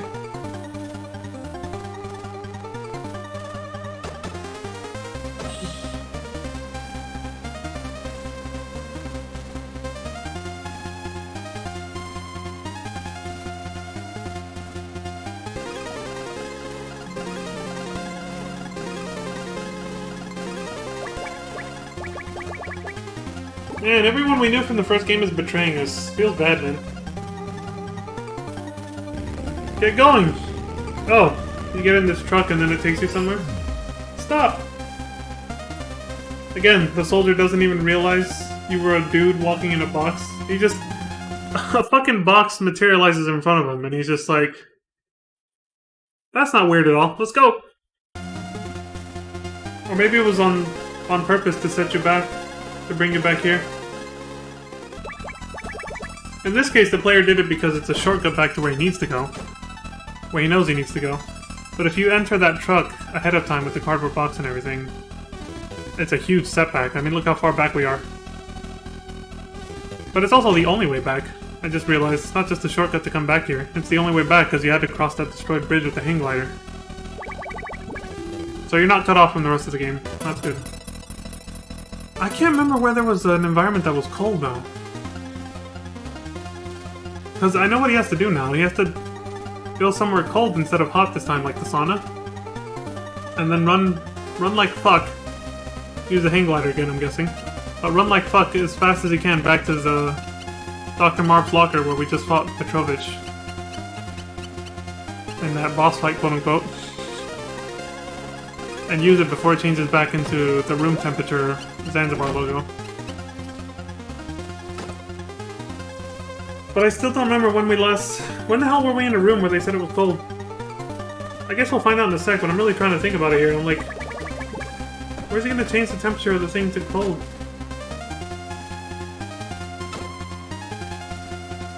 Which I really like that puzzle design for a key, by the way.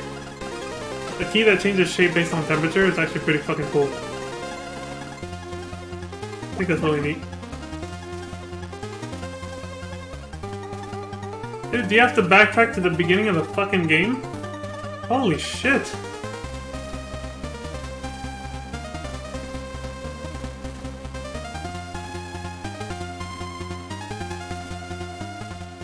This is pretty much the initial building of the game. So we're more or less back at the beginning. You know what this... I just realized this game... It has its own unique design. But more or less, it really does kind of feel like a Castlevania Metroid type of game when you think about it. With all the backtracking. A Metroidvania is what people call it. Because it's a mixture of Castlevania and Metroid type gameplay. It's its own unique twist of that, basically. Because you have to go back and forth a lot to old areas even after you've been to, like, new ones that are very far away. You find new keys and come back and yada yada. If you think about it, Resident Evil's kind of the same thing. But see, all these games, they have their own unique way of doing it, you know? Resident Evil is obviously like a horror game. And it has its own puzzle types, I guess. Types of puzzles. And then there's this, and Castlevania and Metroid. A lot of games, they had the same, like, fundamental core concept behind them. But they had just enough of a different feel to them. Their gameplay styles were just different enough to make them feel fresh and different from one another. But yeah, and at their core, they all pretty much boil down to being action-adventure games that make you run around a maze, essentially. A labyrinth, finding keys to open new doors and progress and finding new weapons.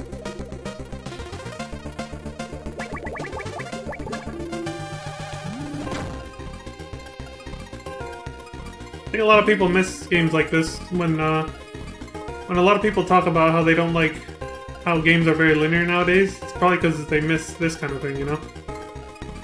They miss when games are more like this. Makes me wonder what Metal Gear Solid 5 or Death Stranding is like, since that's made by Kojima.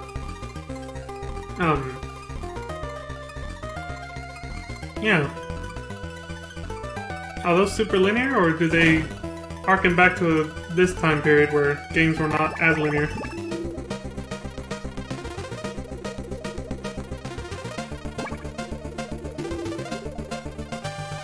Also, on that note, I wonder if people consider Zelda to be in the same boat. Like, do people consider Zelda to be along the same lines as Metroid and Castlevania, or...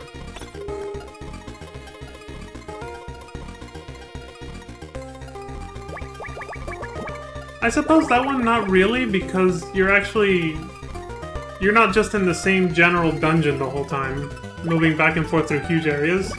You visit different dungeons that are all self-contained. Like, you don't find a key in one dungeon that works in another. So I guess it's probably not really the same. That one's a little different. But this game is a little... like, Castlevania and Metroid in this game is more like that, where it's just one big-ass area. The entire game takes place in one big-ass dungeon, you could think of it. Oh, this is it! This is a freezer. Those are frozen rations, I'm guessing, right? They're right here by the cafeteria. How the... Ration B3. But they're all white. They're covered in jizz. No, they're covered in ice, because it's obviously a freezer. And they make the screen blue just to...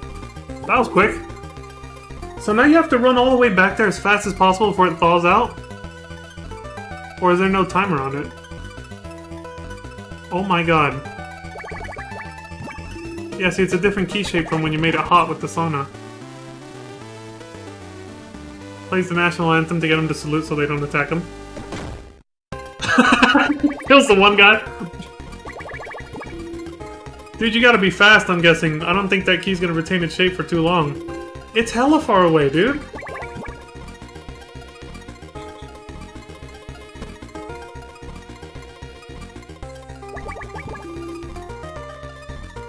I didn't keep track of how long the other key retained its shape before changing back into the logo, the Zanzibar logo.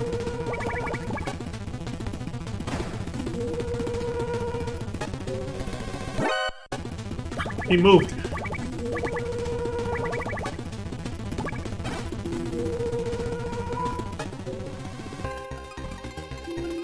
Is he actually gonna make it? They have to give you a generous timer. Look how far back we have to go. This is extremely far back. He's like 2 buildings away from where he needs to be. Remember what I said about artificial game lengthening? Yeah, this is it again. More padding. Except it's very challenging and tedious padding because you're basically on a time limit. If you don't make it, backtrack all over again. All the way. Fuck. That was kind of bullshit. I think we're just... Yeah, I'm gonna finish on this stream, actually. I know it's gonna go over 2 hours, but... Because it's gonna be at the 2-hour mark in about 5 minutes, but fuck it. We're pretty close to the end. We got less than an hour, and I'm going at double speed because of all this backtracking, so... Oh! This asshole made it in! Before I could close the elevator door!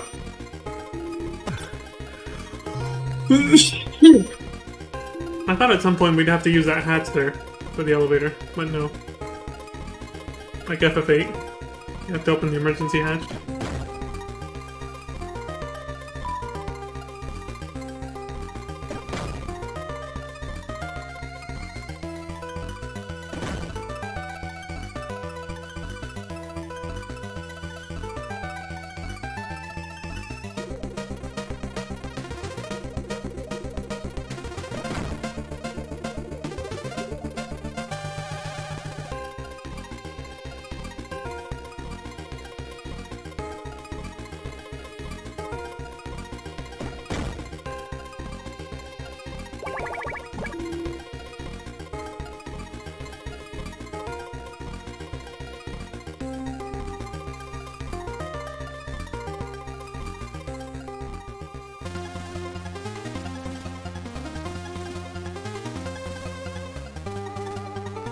He's hella far away. There's no way this is... Maybe the timer's removed for this one. I can't imagine they put a time limit on this key shape like there was for the sauna. And if there is, that's kind of fucked up because you're so far away. He still has to make it to the next building, where he's headed now. Make it to the roof of that building, use the hang glider again to get back to where he was, then make it through that entire... the base encampment, the laser grid. He has to pull out the owl to make it nighttime so the guy turns off the laser grid. Go in there. Jesus Christ, dude. I'm starting to have flashbacks. I'm starting to remember this. This really annoyed the hell out of me. Like, it just made me bored and want to, like, quit the game. I almost burnt out just because I was like, I can't believe how far they make you go back. I was following a guide, and the guide told me, prepare to backtrack, like, a lot. And he wasn't kidding. Yeah, see, he's stopping to do extra shit, so I don't think you're on a time limit. I think once you change the key shape for this one, you're good. Because he's taking his time. Remember, I have it at double speed. And yeah, he's still taking his time to pick up ammo and shit, so... I guess you're fine. As long as he doesn't run into the sauna. Probably. But yeah, I remember the guide was like, prepare for the biggest backtrack ever. Complete bullshit. And yeah, remember, the speed of the game is actually this, okay? We're playing at double speed right now. So yes, I remember years ago, I'm starting to have flashback, when I had to do this part, I was like, oh my god, dude. I was fucking pissed. It took forever. That's why I never went... Oh wait, is this a shortcut? Oh hell yeah! This will take us back, right? Yes! To the other building! Brrr. So we don't have to use the hang glider again, right? Hell yeah! Check that shit out.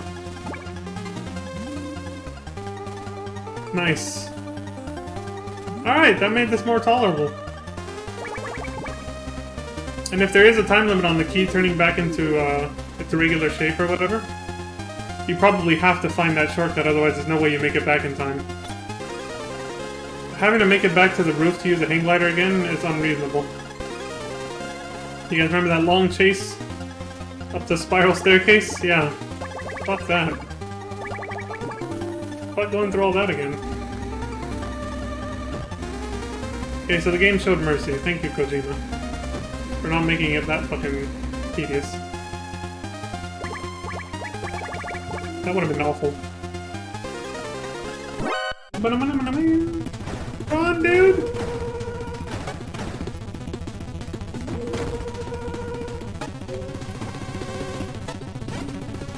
Ooh.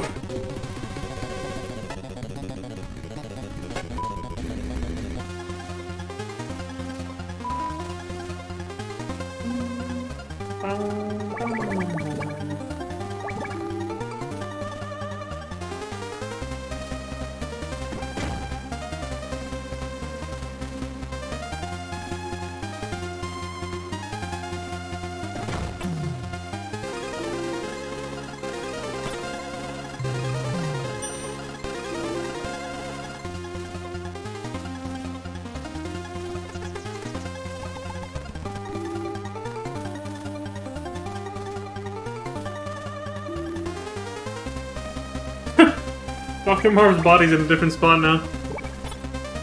Oh, there we go. Whoa, what's this? The locker had a secret little... Also, that's a massive locker. Like when you go in, it's like a whole room. It's supposed to be a tiny locker. That says Solid Snake. Your reply, please. I think they are deadly poisonous Zanzibar hamsters. Those aren't rats? Genetically engineered from rat and hamster DNA. Damn, we're fighting bioweapons. It's Resident Evil now. Both rats and hamsters belong to the class of Rodentia.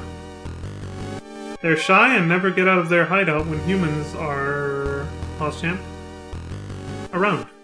Their favorite diet is cheese. You can lure them out if you have cheese. We picked up quite a few rations on the way, so I think we can spare that. Gotta go. The pizza man is here. Over. Did he just say the pizza... Right, because he's comfy at home giving us support through radio, so he doesn't have to... Asshole. He's all, oh, gotta go, my pizza's here, see you guys! Going offline, guys, later!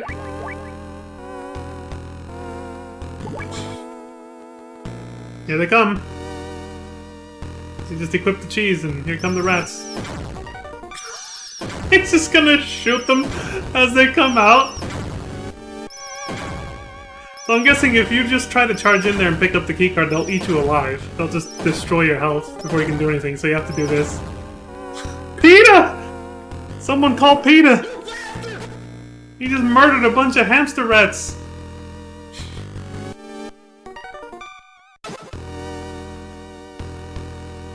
Cartridge taken. The video game card. That's right, the MSX video game cartridge. What if the game had asked you to take out the cartridge, like turn off the game, take it out, actually disassemble it, and find, like, the film, the actual film with the code or something, and you had to input it in the game? Snake, that would be the ultimate fourth wall break. He will never let you go. He's still alive. God, we're speeding this up. He'll use that Metal Gear deliberately. Yeah, well, you kind of helped him, so... My daughter, Ellen. How to destroy it. A way to destroy Metal Gear. I couldn't cross the wall between East and West in my mind. But she's different. For Ellen, who I left in the East. Start making sense! How do you destroy Metal Gear? The legs are lightly armored, just like last time. Destroy them with grenades. Instead of C4 plastic bombs this time? No other way. To legs. Grenades. You gave it the same... Oh! What the fuck? You gave it the same weakness as last time? The new Metal Gear literally dies... He's like, you destroy the legs again, just like last time. Great. Except we can't I'm guessing we're not going to be able to plant stationary plastic bombs on it this time because it's going to be fighting back at us with Gray Fox piloting it, right? I'm guessing. So that's why we have to actually throw hand grenades now. With the legs. Hopefully not in a specific sequence. Right, left, right, left, right, right, left, right, right, right, left, left, left, right. Whatever the fuck it was. Oh, speaking of Gray Fox. Snake! There was no way to destroy this Metal Gear. Button. There we go. A self-delusion of that old git of a scholar. Fox? Where are you? You'll see me soon, Snake. Come through the north door. Look at that giant white block on the north side. Through that door he just told you about. It's obviously another giant mech boss. Like the tank and the plow thing from earlier. Since it's Gray Fox talking shit, and here's some grenades, I'm gonna take a wild guess and say it's Metal Gear. Since we're this close to the end of the game. The new Metal Gear for this game. We're about to fight it. Yep, called it.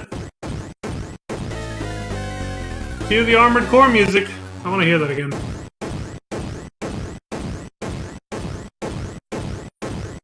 You gotta love Japan's obsession with giant mechs, right? I love how they westernized it with this game. Oh, maybe that's why the US didn't care. Like, maybe that was Kojima's way of saying the US doesn't care for giant mechs. It's just Japan, you know? Maybe that's why that was why he wrote the story, to say Petrovich's ideas were rejected by the US after the first game. I don't know. I and this Metal Gear, we're different than before. Oh yeah? How so? Taste true fear and humility. Holy shit! Straight coming at us? I'm guessing if you aim the grenades too high, it'll do, yeah, like that, nothing. First he takes out a tank by himself. A single infantry soldier taking out a tank in the first game. Now you're actually fighting a gigantic mech. Meant to be basically a bipedal tank that can launch nuclear warheads. At least they gave it secondary weapons, didn't they?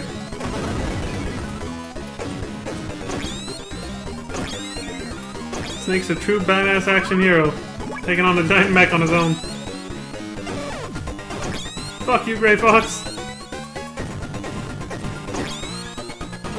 Seems you can just hit any leg. That's it? That was less tanky than some of the other human bosses. What the fuck? What a pile of scrap metal. What a joke, man. All this hype over Metal Gear for what? He's still alive? Snake, I will take the cartridge. Burn and die! Oh, that's us. We're on fire. Shit! He was the guy on the bottom that ran off. Snake, your items and weapons are burning. Oh, they're gonna force us to throw everything out. You must drop them now. Press space to drop them. They force you to throw all your items out? Everything?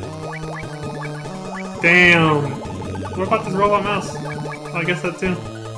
Wait, what was the description of that? So your items and weapons are on fire, but not you. So as long as you throw them out, you'll be fine. You'll magically not be on fire anymore.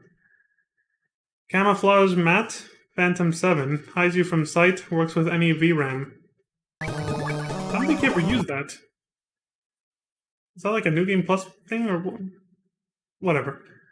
The search for sensors and traps can fool enemies who heard you. Gotta throw them all out.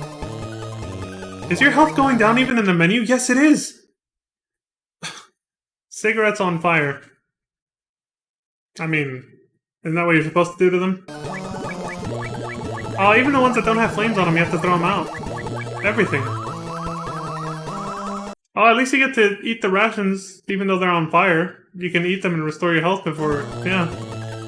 So you have to save the rations for last unless you want to have, like, no health after you do that. And you can see Gray Fox's red headband. I thought he was Snake at first, the one on the bottom. Also, why did the room shrink? Did you guys see that? Like, after defeating Metal Gear, suddenly it was a tiny room. After it blew up, and it was just you and Gray Fox. instead of that long black order. What's this? The final conflict. Oh yeah? Fist fight to the death or what? What are we doing? Let's settle this. Once and for all. Well, he wants to fight, yeah. How about a fist fight? I mean, I was guessing. You made me throw everything else out. You mean a chicken fight? Okay. You were always my big rival in Foxhound. Don't be too slow. I was eager for the day I could settle up with you. Oh, we have a case of jealousy here? How was he always his big rival? Okay, Kojima's breaking his own lore here. In the first game, the backstory was that Snake was a rookie who had never done anything yet. In Outer Heaven, infiltrating Outer Heaven was his very first mission ever. Whereas Gray Fox was a grizzled Foxhound veteran, the best of the elite. He was literally Big Boss's right-hand man in the Foxhound unit. And he was the first one sent into Outer Heaven, and then they lost contact with him, which was all just a big debate. It was a trap for Snake the whole time. That's the entire plot of the first game.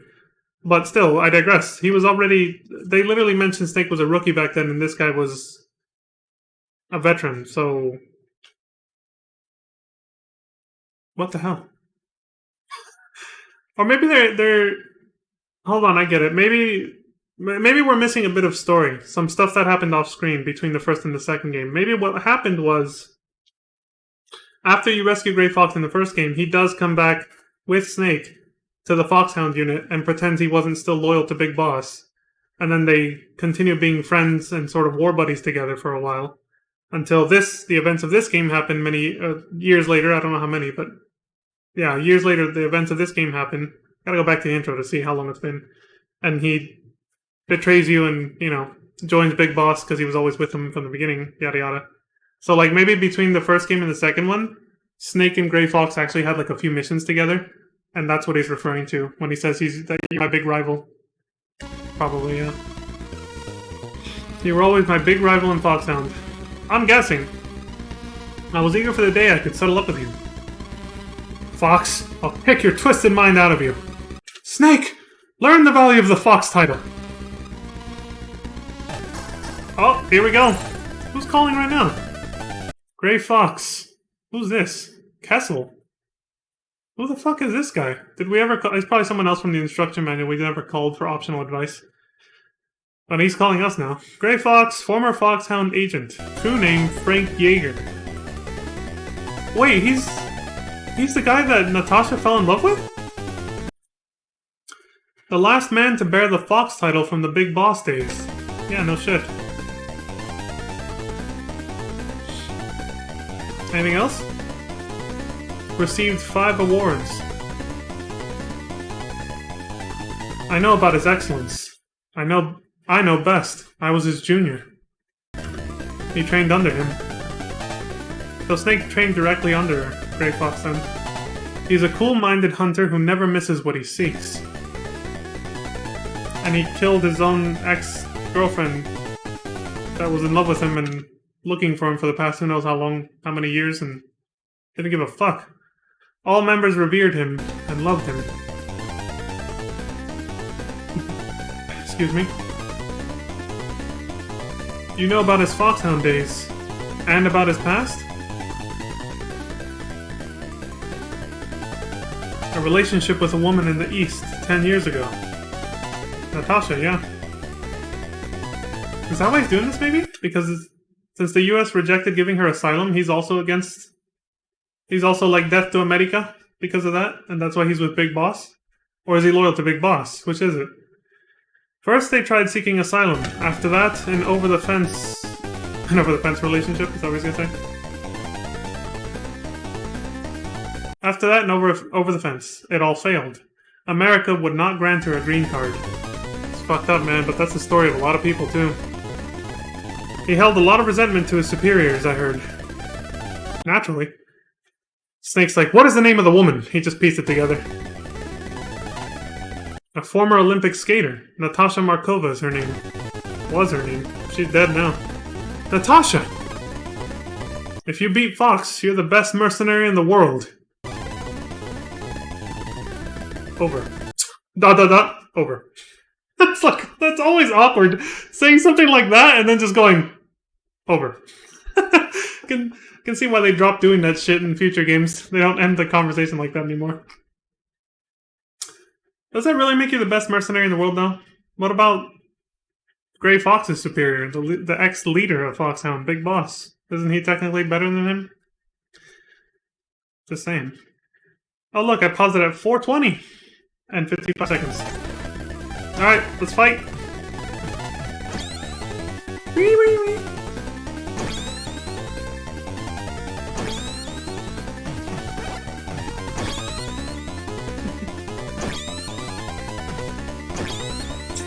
Oh my god.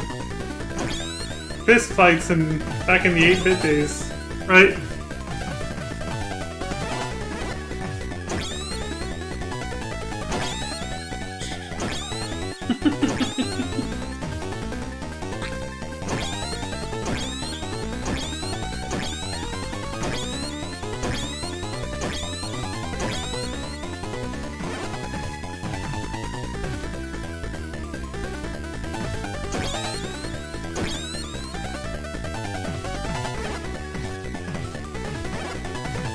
Oh, he's getting a few good punches in on Snake now.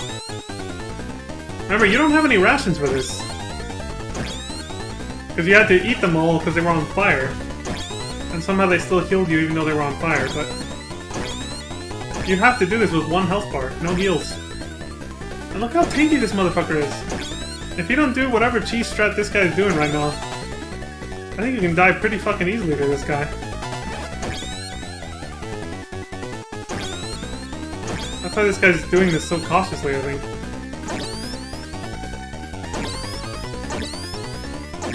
He only got hit, he only got punched a few times and already lost almost half his health, dude. This game is hella fucking hard. Well, got him. Beat to a bloody fucking pulp. Literally has blood on his face now. He looks like when you defeat Ryu or Ken in Street Fighter 2. All beat up and shit when you get the game over screen or whatever. Snake, perhaps it's time to hand the Fox title to you. I think I'll stay as Snake. Sounds cooler, actually. I was kidding, I don't know. Fox, why this? I am, unlike you, in an awkward position. How so? I don't want to fast forward because the music is actually kind of cool. Big Boss might have been only a supervisor to you, but he saved my life twice. Long before I joined his troop. I'll just wait till there's more text before starting to read. First time was in Vietnam. At that time, half-white men were discriminated. So they're bringing up that just like how his character actually looks here, he's basically a person of color. A half-breed, apparently. And yeah, obviously. There's levels to that for sure. You're not discriminated as much as, you know, being fully colored, obviously, but yeah, still are. So, especially in this time period, in this era. This is what is 1990. They said like late 1990s, right? Yeah. I mean, this is still this is still contemporary issues going on today. What the fuck am I talking about, right? It's like nothing really has changed, has it? We were discriminated against. We were forced to work hard labor, even after the war was over. Right.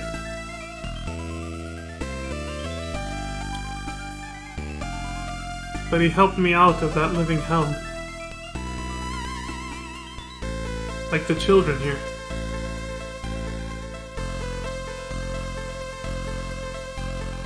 The second time was in Mozambique.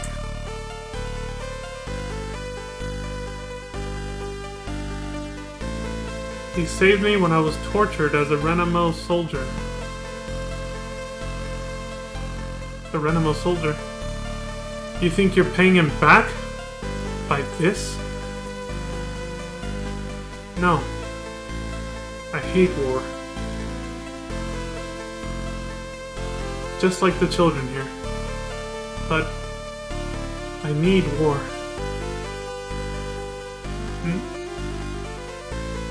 We cannot live in normal societies. We are warriors. We need battlefields. I see where he's going with this. Him, but also Kojima's writing. I think I see what the social commentary he's trying to give here. Also, they didn't say this out loud, but do you see the radar? The reason he didn't really move from the center is because those white dots all around the outside of the room there, where he just fist fought with Grey Fox, is covered in landmines. They literally had a fist fight in a minefield, surrounded by landmines. I don't know why they didn't bring that up. I guess because they just didn't want to make it too easy for the player to figure that out. But yeah, you're supposed to stay out of the outer edge because it's covered in mines. Otherwise you get blown up and take a shit ton of damage and then likely die. Anyway, so yeah, they had a fist fight surrounded by landmines. How much more badass can you get when it comes to two grizzled war veterans fist fighting each other, right? But anyway, back to what he's saying though. I think I know where Kojima's going with this. Let's let him finish talking though, then I don't want to talk out of my ass. The boss provides us areas in which to fight. He's a warrior, he's a soldier. He needs battlefields, even though he hates war. He doesn't know any other way to live, basically, is what he's saying. You cannot fool the fighting instinct inside you.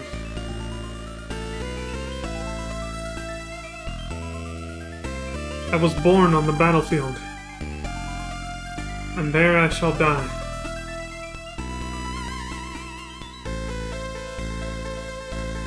Making others fortunate, especially women,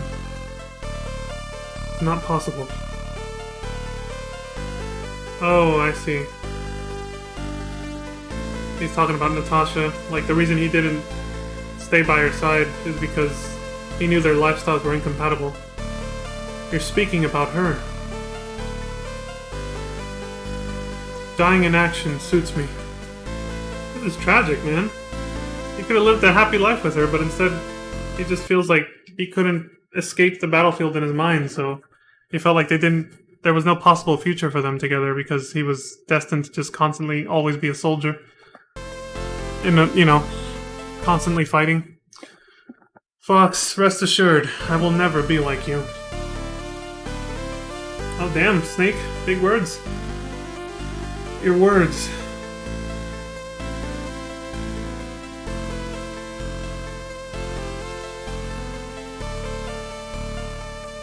Your words, I will bring it to the afterlife as a souvenir.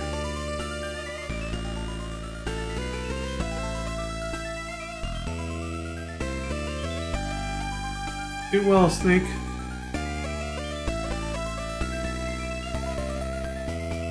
Waiting for the next sentence. Pause, champ. Do well, Snake. Don't belie your fans' expectation. Fans' expectation? You made those calls. Yeah, it was him. He was the guy giving us hints. The anonymous fan.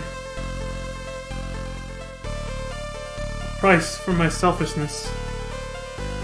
I leave earlier, Snake.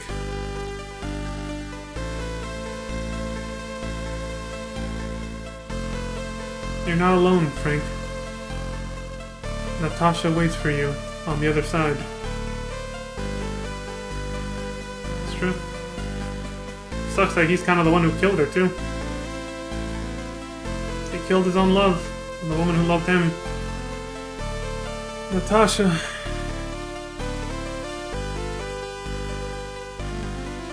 Thank you, Snake. Damn. Even with the... Cartridge taken. I can't even laugh at that explosion. Like, he blew up like the other bosses, and yeah, it's still absurd and ridiculous that a human blows up like that, but that was genuinely sad. Like, even with the technological limitations, what I was saying, like, they still made the music, like, really actually feel pretty sad. Like, listen to this. They worked with what they had, and they pulled it off. some genuinely sad music. And more so when you think about what he's really saying. Again, the commentary that Kojima's putting here with what these characters are talking about, Gray Fox in particular. They explore this a little bit it reminded me of this movie because they explore it there too. Quite heavily, actually. The entire theme of the first John Rambo movie, which is called First Blood. It's not even named after Rambo. It's just like Metal Gear 1 and 2. Metal Gear, and then Metal Gear 2, Solid Snake. I think it was called First Blood, and then First Blood 2 something else. And then the third movie is the one that actually was named after the character, since the character became so iconic. You know, Rambo. John Rambo, played by Sylvester Stallone. But the first movie explores the whole series, kind of, but, you know, most of the message, I feel like the sequels were just because of how popular the first movie was. But the first movie's message that it was meant to convey is very similar to this. That a lot of hardened war veterans, especially those who saw action, because not every soldier who serves sees action, but especially back in that era when there was a lot of war going on, there is still a lot now, but I mean, I feel like back then it was more of a guarantee. When you joined the military, you were going to see action. Back during, you know, post-World War II, Cold War era, and actually World War II, of course. But I digress. What I'm saying is a lot of hardened war veterans that saw action and came back, they couldn't settle back into normal, quote-unquote, normal society life. Like, a lot of them came back with PTSD, the obvious thing. That would keep them from living normal lives. PTSD is an incredibly crippling mental disability that is formed from, you know, post-traumatic stress disorder. It's in the name. It's the trauma they endure from war. And so they can't settle back into society because of that. It's hard to hold down a normal job and live a normal life when you just suddenly have flashbacks and episodes where you feel like you're on the battlefield again, being shot at and blown up, and watching your friends and comrades get blown up right next to you, blown to pieces next to you. You know, a lot of them came back with physical disabilities. They got injured in war. But even those that didn't get injured and they came back like physically whole and everything, again, there's a PTSD, but then there's also just what he's getting at more so a little bit more is Gray Fox. I'm talking about what he just said, and what I think Kojima's trying to convey here is that a lot of, regardless of the trauma, physical or mental or otherwise, a lot of soldiers are just, that's all they know now, is war and the battlefield. It's been so ingrained into them to just constantly be on the lookout for enemies and be, you know, defensive, and immediately, like, fight or flight kicks in at the slightest, like, drop of a pin, because that's how they had to be trained. That's how soldiers have to be trained.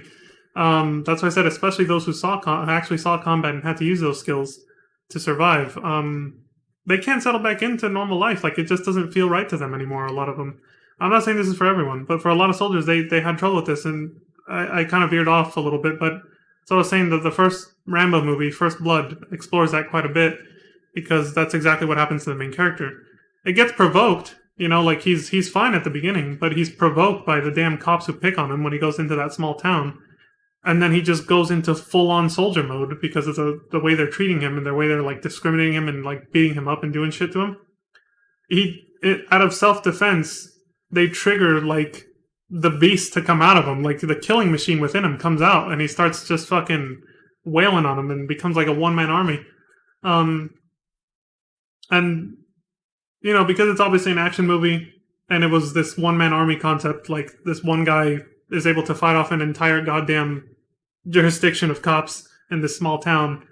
That's obviously why it got famous. But, you know, the deeper message there, I think, is lost by a lot of people who were fans or are still fans of the Rambo movies. They kind of just, like a lot of fans are just kind of, it's an action movie, it's so fun, like, look at them kill people mindlessly, because this, again, especially back in the 80s and 90s, that was a big thing, action movies and war movies and action war movies, yada yada. Let's just go watch some mindless, senseless slaughter and violence. It's like basically Call of Duty, what it is today. Games like Call of Duty, you know? Nowadays, movies, there's not that many. There's still some. But even action movies today kind of,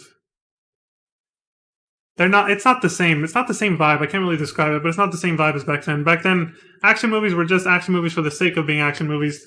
more so than telling a story. They also told a story, but mostly it was just about the action, and that's what most people focused on. The mainstream, population just focused on the action, and that was it. But there was always, at least with, like I said, with the first Rambo movie, there was another message being told there. There was an actual story that they were trying to tell there amongst all the senseless bloodshed and all that stuff, which was basically what I just talked about. What Gray Fox just mentioned, which is the fact that, you can't settle back into normal society. Like, that's just not for me. I can't do that. I can't live that way. I hate war, he said, but I need it. I need a battlefield, and Big Boss gave us that. It's like he gave us a newfound purpose, essentially, because without what they were trained to do their whole lives, fighting on a battlefield, fighting in war, without that being there anymore, it's like there's no more purpose left. They felt like they didn't have a reason to exist anymore. They were restless and just like, what is this? Which is why, God, I fucking got so sidetracked, but which is why a lot of these grizzled war veterans who can't settle back into normal daily life, they kind of just, they either re-enlist or they go do the next best thing in their eyes, which is become like a police officer or a SWAT member or something, because they just don't see, they don't see any other way to live. It's like, that's all they know how to do.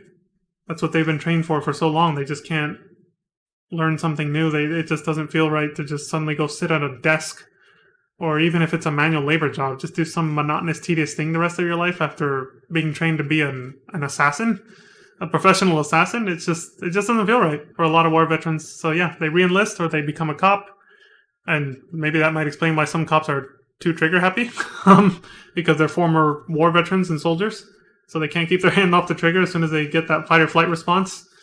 They just immediately, bam, shoot first, ask questions later, But that's another topic entirely. Who knows, right? It's like cops come in all forms and shapes and sizes, and they're not all the same. I don't subscribe to that idea, even if some might have thought that I did. I'm clarifying it right now. I don't. Not all cops are the same. They're just people. Some of them really are just trying to do their job and get by. Others of them, not so much. Again, that's another topic altogether. But I'm trying to focus on, the restlessness of war veterans, especially those who saw action, and they just can't settle back into society life and all that. I feel like that was what was trying to be conveyed here, just like in the first Rambo movie, which, was popular around the same time as Metal Gear 1 and 2 came out, which is why I think Solid Snake was basically meant to be like a sort of Rambo-like character, in a way. Except more stealthy rather than running in gun ho and all that stuff. So yeah, I'm just gonna go ahead and recap this, fast forward. But I'm pretty sure that was all I wanted to say on this. Also, hey, this is the first time within the first two, why did it disappear? This is the first time in the first two Metal Gear games where something triggered me to go off on a tangent. Where they actually said something that made me, want to get something off my chest. So, there was never a dialogue in the first Metal Gear that made me feel that way. Now, I want to go back to basically what I was saying. Yeah, there it is.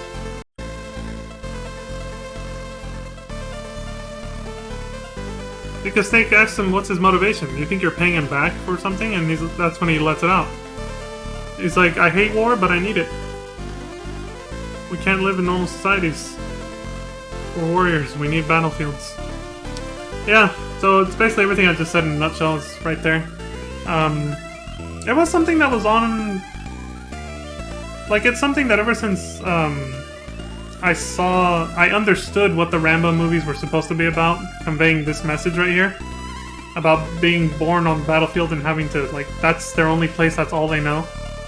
And being sort of trapped there. Even when you're not actually in a battlefield, your mind is still there. You can't escape the battlefield no matter what mentally. Once you've seen that stuff and you're traumatized by it and everything, like, you're just mentally trapped there forever and you just, like, that's all you know. I always found it very interesting once I understood that that was the concept being portrayed in the story of, like, the Rambo movies and stuff. So then when they talked about it here, I was like, oh, I get it, it's the same thing they're talking about, right? When I played this and Metal Gear Solid, because they re-explore this topic and subject several times throughout this series. Because obviously the series focuses on war and peace.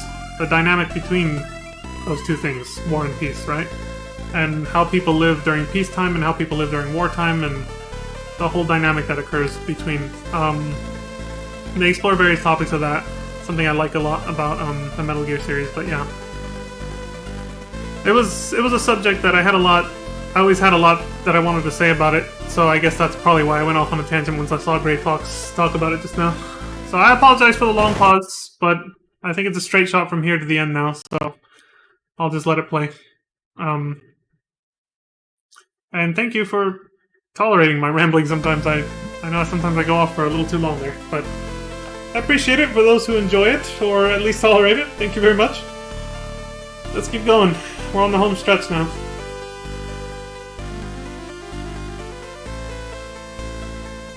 Damn, this is sad. Snake just had to kill his best friend, basically. Former best friend, I guess. Cartridge taken. Oh, right. Over a video game cartridge with a code in it or something, right? Almost forgot about that plot point. Here, Snake! Here, Snake! Uh-oh. Who's calling us? Is it the big man? Excuse me. He's got an eye patch and a red beret. Big boss. So, you are alive. Yep, there he is. And I guess he has an eye patch now? Snake! Welcome to Zanzibar Land. One hell of a welcome, man. We've been here for 3 hours already. You've come back to me just as I thought you would. Holy shit, it's Sean Connery! With an eye patch! I've come here to get rid of the nightmares.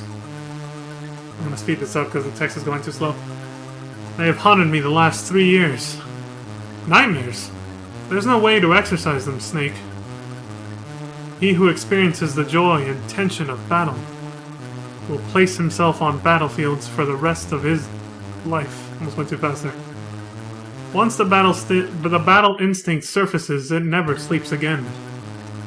Again, pretty much resurfacing, or touching back on the topic with Grey Fox that I just went off on a tangent on. The only thing that can fill your desire is not power, money, or sex. There's only one thing. War! And I am providing it, giving you a means to live. It sounds a lot like what Sigma... The way they retconned Sigma's character in Mega Man X with that animated little mini-movie they did for the Mega Man X remake for PSP that never went anywhere. Like, he's giving X a purpose by giving him someone to fight, by becoming the bad guy. That's what Big Boss is doing right now. It's the same sort of storyline, I just realized. He's like, I'm giving you a purpose, a reason to fight, because you have to fight because you're a soldier and a warrior and yada yada, like what Grey Fox was saying. A pseudo-virtuous man? Thank you, Snake, is calling him out on his bullshit. You've seen those children, victims of war from many nations, and budding soldiers for the next war. Employ, assist, make victims, nurse and train, and back to the battlefield again. Conflicts will never die in this world. Our goal, and also a way of life. Without war, you'd be out of your job. Is that what you're saying? You and me, though of rare value on the battlefield, are just useless dummies back home. We belong on the battlefield. We'll stay there until we die miserably. I have only one battle. To be free from you. To rid myself of the nightmares. Big Boss, I will defeat you! Tell him, Snake. Whoever wins, the battle will not end. The loser shall be freed from the battlefield. Through death, I'm guessing is what it's saying. But the winner stays. He'll be a warrior until his death. There are exceptions. I love life. Cue the cheesiness. But yes, thank you, Snake. Snake, I shall free you from your agony. My gratitude as your former supervisor. I don't need your help. In this situation, without a single weapon, against me, you dare say you have a chance? Never give up until the end. In any cornered situation, imagine success. You've said that yourself. Even I sometimes make mistakes. Snake, this time once and for all. Come on! Like Xenos. Come! ID1 taken. Do you notice how much this speech resembles that one? For those who have played, FF14? How much everything Big Boss just said sounds almost as unhinged as Xenos. It's just that Xenos conveys the unhinged vibe a lot more because he sounds psychotic when he talks.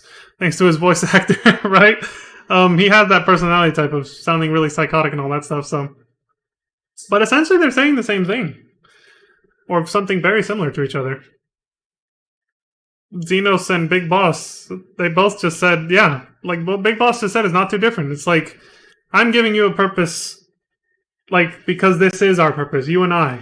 This is our only purpose, is to seek out the next thrilling challenge to overcome, essentially. The next battlefield. It's very similar. It's not quite the same, but it's very similar tone, what they're both saying. That we're both warriors, we're meant to fight. This is what we're born for, it's our purpose. So let's relish in it, basically. Yeah, it's just hitting me just now. He sounded just like Xenos was what he was saying. Very similar, not exactly the same, but very similar. So what's this? You have to go open doors and get your gear back so you can fight him? Or get new gear so you can fight him? What is this? First thing he does is the fight starts, is run into that room to pick up a keycard or something. Ration B1 taken. So this is a true final boss fight against... It's against Big Boss just like in the first game. This time there's no timer. But it's a puzzle. You have to open doors. Yep, there's ID2. You have to open doors to find new keycards to open new doors until you finally find a weapon you can use to fight back against Big Boss. And you get heals too. Rations.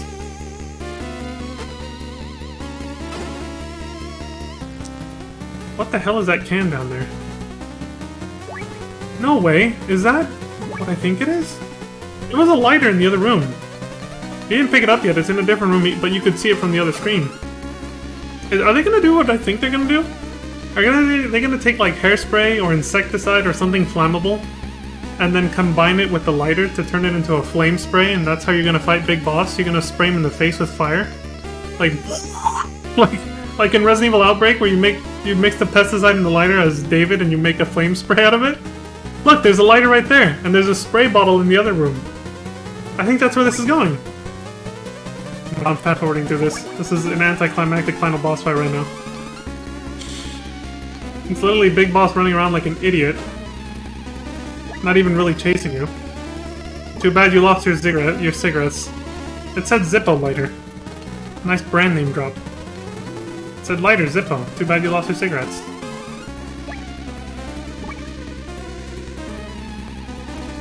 Gotta avoid the sulfuric acid puddles too. Wow, this is terrible boss design. They literally make you run around like... Just because they took all your gear so you could fight Gray Fox in a fist fight surrounded by mines, they now make you have to get some kind of weapon to fight back against Big Boss with, but they did it the most terrible way.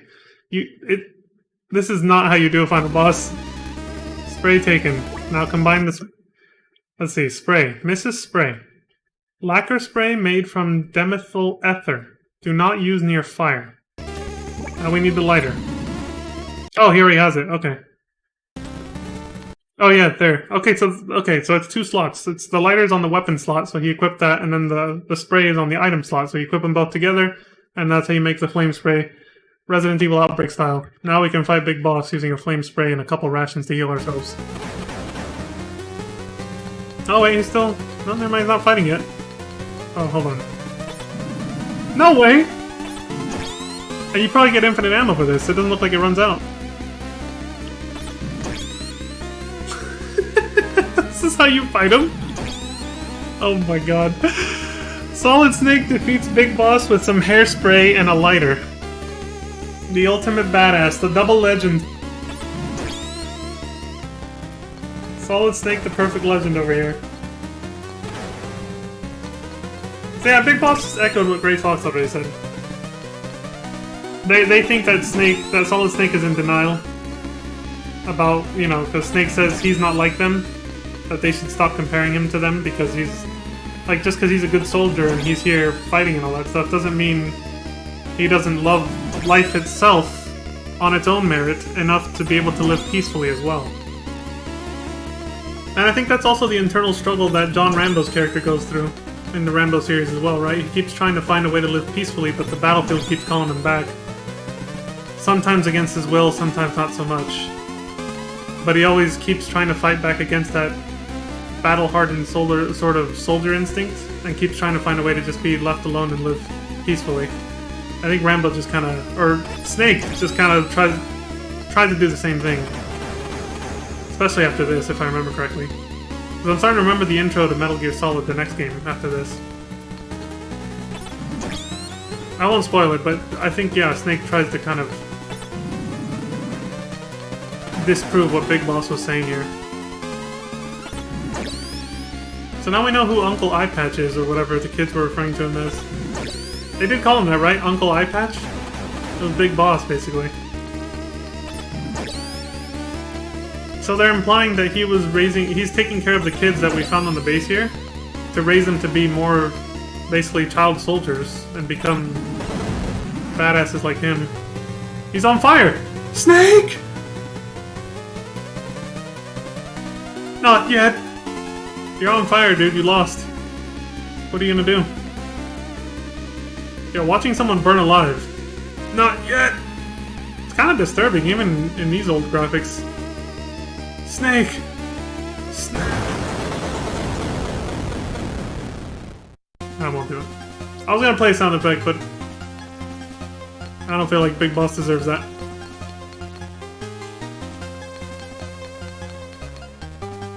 That's a horrible way to go, though. What a weird way to make you fight a boss, but still. You literally light his ass on fire and he burns to death in front of you. Jesus Christ. Like, that is not a good way to go, man. Watching someone burn to death, burn alive, basically. Sorry. Are you alright? It's me. Oh shit. Okay. Scared the crap out of me. Jebaited. Holly? Surprised? Phew.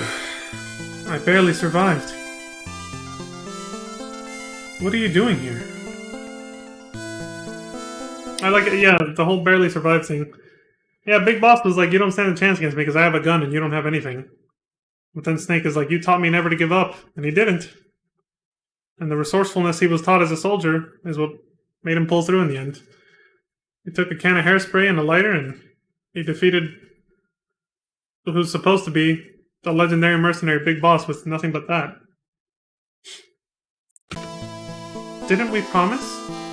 Said we could always meet if we're alive. Oh right, that cheesy line from last stream, yeah. I did say that.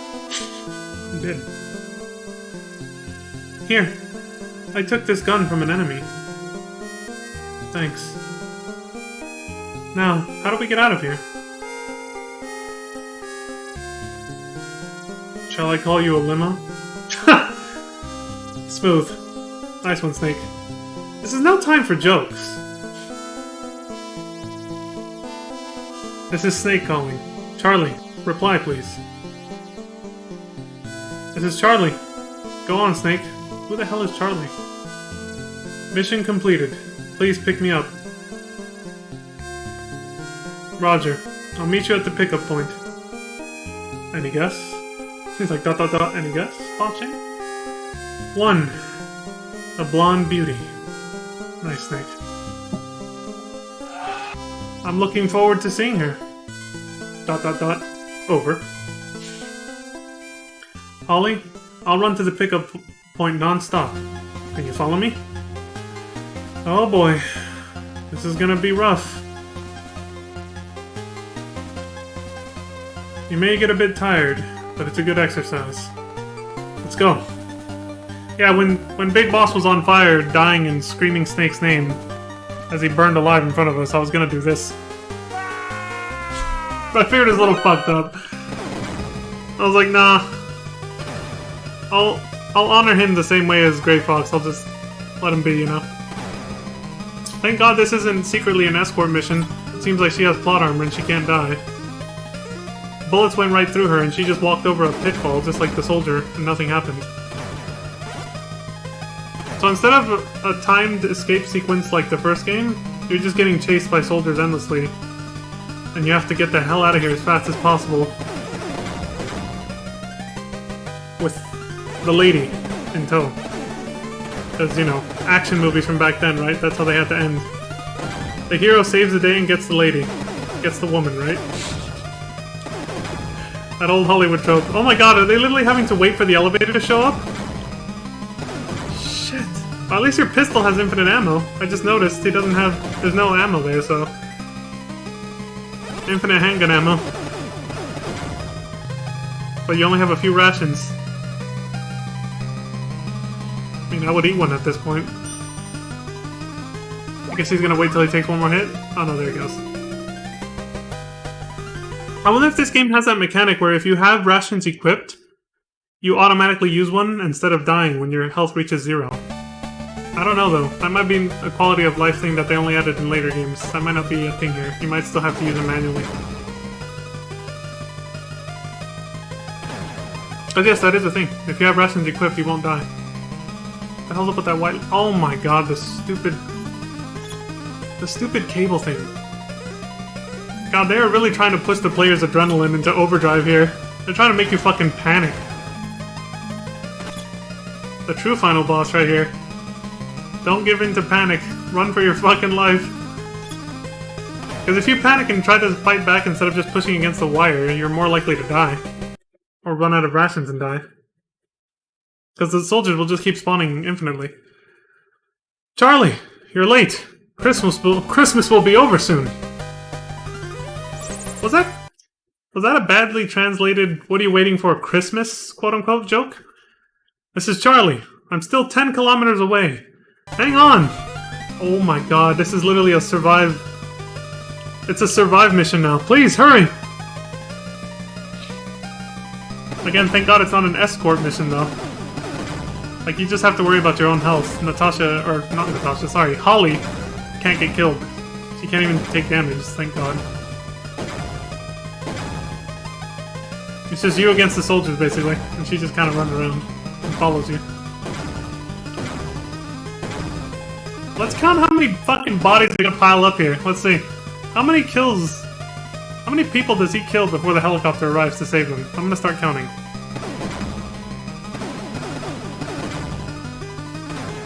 3, 4, 5, 6, 7, 8, 9...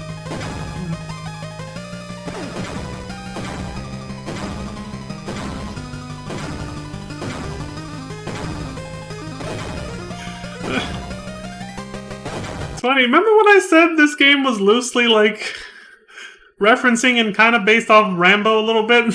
This is the Rambo moment for this game. They're like, alright, at this point, the stealth is out the window. Now you're literally John Rambo. Shoot the shit out of everybody coming at you. Kill them all. Holy shit. 21, 22, 23, 24.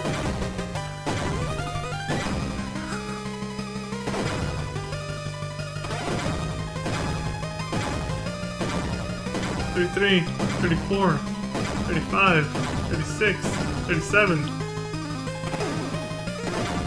38. Curse having to readjust. 39, 40, 41.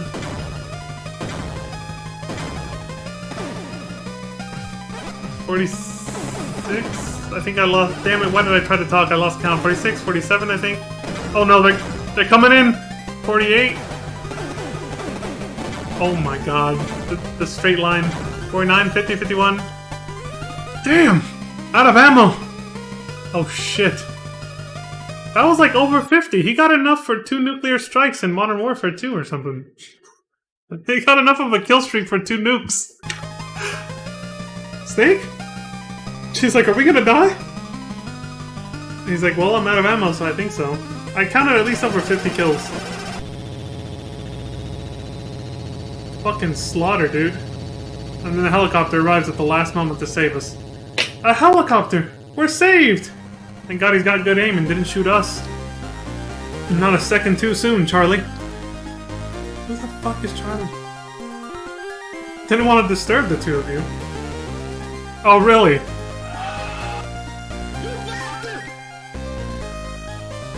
It's like we were fighting for our fucking lives, asshole, not having sex. Will we arrive before Christmas? Okay. I think once was enough for that joke, Kojima. He's just as cringy as I am. Possibly before dinner. Yep. We're both just as cringy. Maybe that explains why I like his writing. Good idea. I've had enough of those combat rations. Me too, I gotta get something to eat. Not that I've eaten combat rations, I'm just saying, I'm also thinking about food now. Cheesy combat, or cheesy action hero movie ending. Check.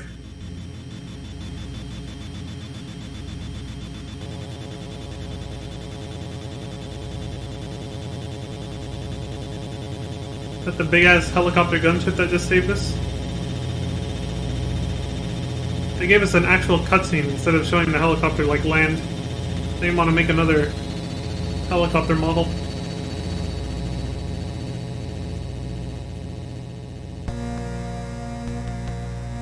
Because remember, the previous one was a Russian one, I think. They even had brown camo, and this one is green.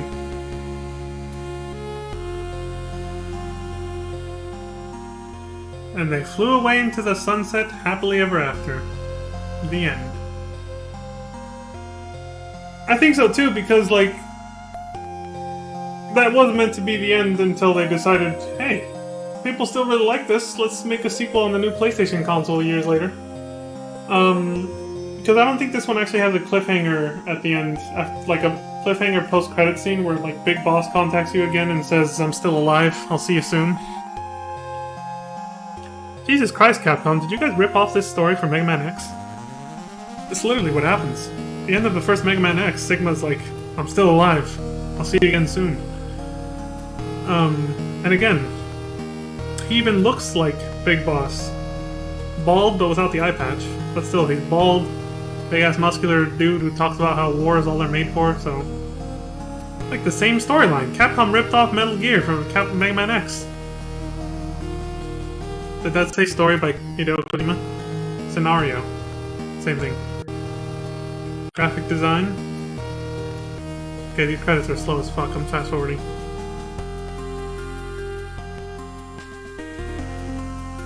Oh damn, I actually kinda like the music though. It's very somber.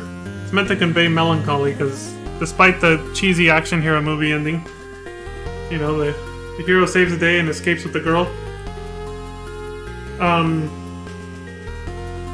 They're still trying to remind us of the two very somber conversations we just witnessed between Snake and Gray Fox and Big Boss, right? Talking about how even if Snake wins this and all that, the battlefield will still follow him and haunt him wherever he goes. The only way to be free from it is death. Pretty sad.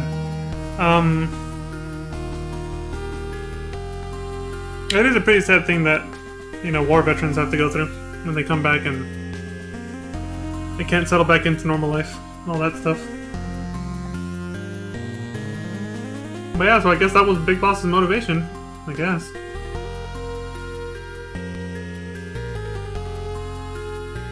He didn't like the quote-unquote peacetime that started after the Cold War. So he just decided to start another war on his own. Taking the world's oil supply and nuclear arms repositories and waging war against the rest of the world, I guess, by himself. And then a single infantry soldier, the now legendary Solid Snake, infiltrates the base and messes up his plans all over again, just like in the first game, and single-handedly saves the world.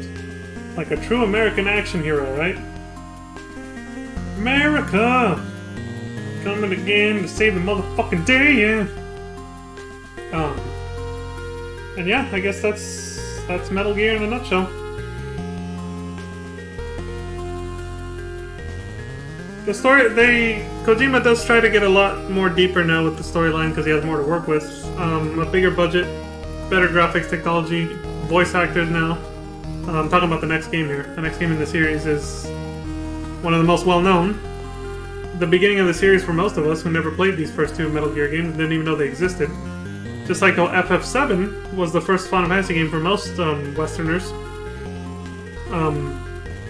Game design, Hideo Kojima. He wrote the story and designed the game overall. Presented by Konami. Yeah, just like how FF7 was most people's first Final Fantasy here in the West. Well, this Metal Gear Solid, the game we're playing next after this, is most people's first Metal Gear game. Most people here in the West didn't play this first Metal Gear 1 and 2. Well done, Snake. How about it? Back to our squad? See, Colonel Campbell resembles that Colonel guy that tries to get Rambo to keep coming back to fight as a soldier, and Rambo doesn't want any part of it. He's like, I want to live in peace, just leave me alone. This really is... Snake basically is Rambo, and Campbell is meant to be that guy. Whatever his name is, the Colonel from the Rambo movies. Snake responds by saying, "The nightmares are gone. I'm free." So basically, Snake is saying he feels closure now that he was finally able to defeat Big Boss for real this time and actually kill him. Because, like I said, the first game had a cliffhanger ending where, for some reason, we didn't see it when this player showed the ending of the first Metal Gear. It wasn't there for some reason, but he calls you on the radio and he says he's still alive and he'll see you again soon. So Snake was plagued with PTSD and nightmares of Big Boss still haunting him. So now he feels like he's got closure now that he was able to defeat Big Boss again and actually kill him this time. I mean, we saw him catch on fire and burn alive and then explode. He's dead, right? And then, so Snake feels like he has closure and now he wants to live in peace, just like John Rambo. He's like, leave me alone, I want to live in peace. And Campbell responds, I see. A pity. Anyway, the cartridge. Is it truly the one Marv left? Oh, don't give us another cliffhanger then, come on. Give us closure. You can do it, come on. Want to try opening the cartridge? No need to. I'm sure it is the right one. Insert it into an MSX as it is. I have one here. My good old MSX. Trusty Campbell. There's the MSX title screen like we saw at the beginning of this video. Where is it? Oh, is it the preview doesn't show it? Whatever. Nothing happens? VRAM 01K bytes? Look! Snake is right! What do you mean? I don't see it. Oh yeah, Holly's in this conversation too, by the way. Marv's signature is on it. Kyo Marv, in full. Now I see. It's backwards! Oh! Kojima got me! I didn't see that! You bastard! Look! VRAM, 01K bytes. Flip it over, and it's Kyo Marv. Oh my god. Fuck you. Oh my god. Fuck you, Kojima. You got me with that. You son of a... Where is it? Dylan! You son of a bitch. Kojima. You son of a bitch. He broke the fourth wall the moment you put the game into the console. Kyo Marv was right there in front of our face the whole time. Oh, he's like, now I see it's backwards. Campbell says, now the world is saved. Snake. Dr. Marv's last performance. Yeah, rest in peace. He was a real one. He really loved games. He died entangled in a stupid game of politics. Amen. Amen, Campbell. Amen. But he left a game that saved us all. Didn't he, Snake? Where is this going? Snake? Where are you? Snake is gone! Snake? I guess his place is no longer here. Snake? Snake! How cruel. After he made a dinner appointment with me. That's right, he did. Right before they were rescued by the helicopter, and then he just leaves. He just left her. What an asshole. He stood her up. Cast, Roy Campbell. It's exactly like the Colonel from the fucking Rambo series. Holly White.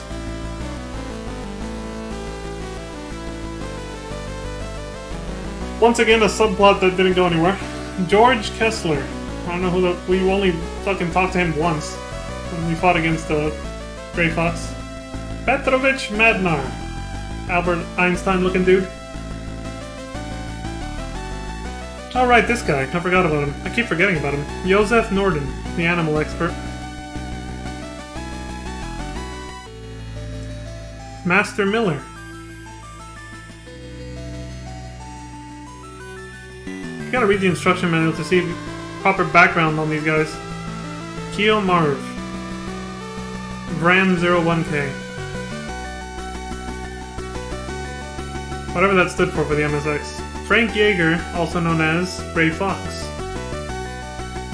Meant to be gray as in G-R-A-Y, not the color gray. Mistranslation. And his love interest, former love interest I guess, Natasha Markova, who are now both resting in peace. And of course, Big Boss. Sean Connery with an eye patch. Rest in peace, Sean Connery.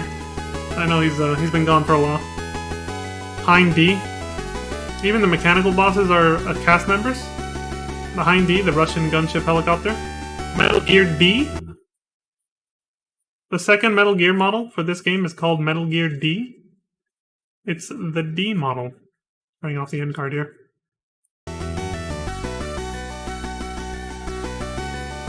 We destroyed the D, guys. And Mel Gibson as Solid Snake. Come on, it looks just like him, dude. It's him. Surprised they weren't sued. Even to this day, for using their likenesses like that.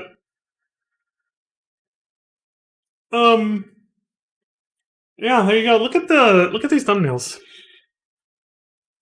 Like the first Metal Gear. Here he doesn't look like Kyle Reese. It's only when you open the menu screen, but like you can tell Snake's a complete rookie here. And Metal Gear 2, he's like obviously more... He looks like Mel Gibson, but you know, they're giving off that vibe that he's now more experienced. You know, he's more of a grizzled war veteran sort of dude now, and he's seen some shit basically. Obviously traumatized from what happened in the first game, his first mission where he had to kill his own leader, Big Boss. The trauma keeps piling up, man. First he had to kill this squad leader, Big Boss. Then it turns out he didn't die, so he's plagued by nightmares of him coming back to haunt him. He comes back here to finish things with him, only to have to kill his best friend, Gray Fox, Frank Yeager. And then Big Boss again. And then, you know, he kills him in the most horrific way, burning him alive. With hairspray and a lighter. Shit is fucked up, man.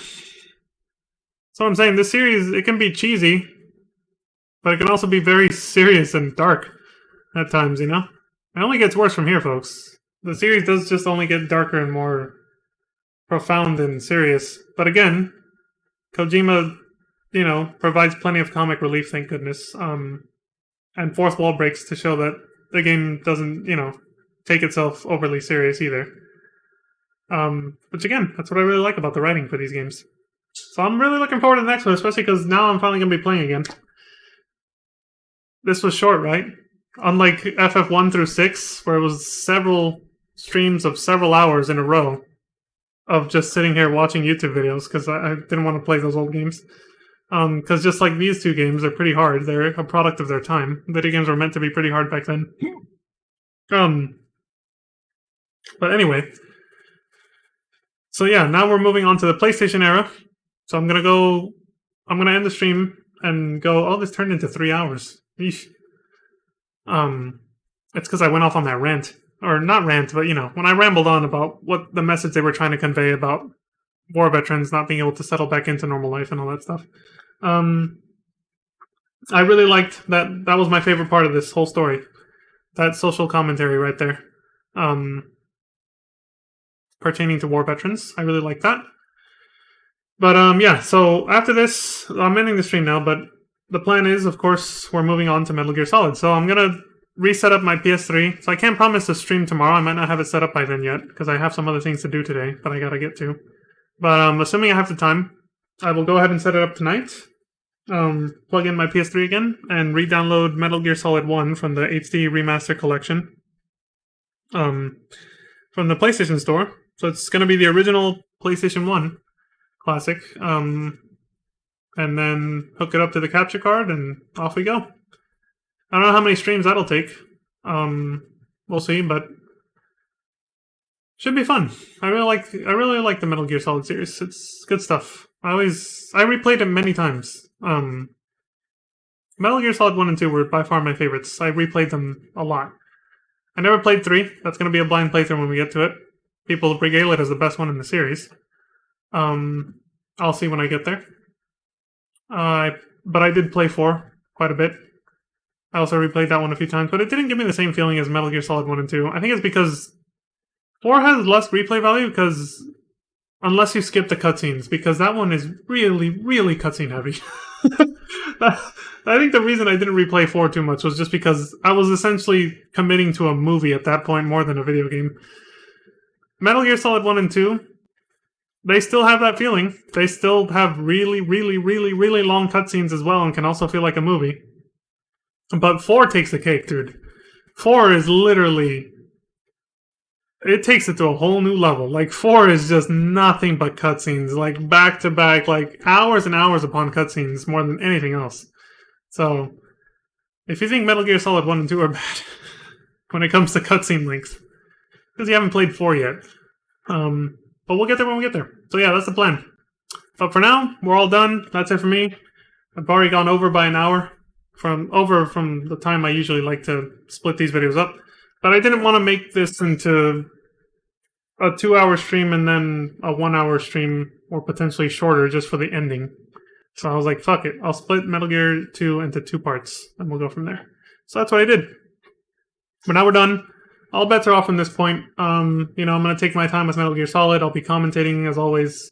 So I don't know how many streams that'll be, but I will be, since I have played the games, I will, except for 3, I'll be able to sort of know when to cut off each video to make sure that they're all sort of evenly spaced.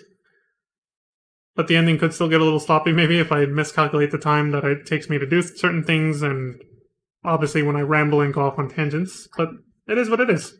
It's like that with any game I play. With any game that any streamer plays. You never know how long it's actually going to go. So yeah. Until next time, folks, that's all from me for now. As always, please take care of yourselves. Look after each other. Stay safe out there. And please have a good morning, afternoon, evening, and good night. And I'm going to go get some food now. Oh, don't worry. I'll get some outro music set up, too. But yeah, until next time. Peace. Take it easy, everybody. Take it easy, everybody. Sorry, I spoke too fast there. I don't know. Sometimes I get carried away. Let's go get that music. Dun dun dun dun dun.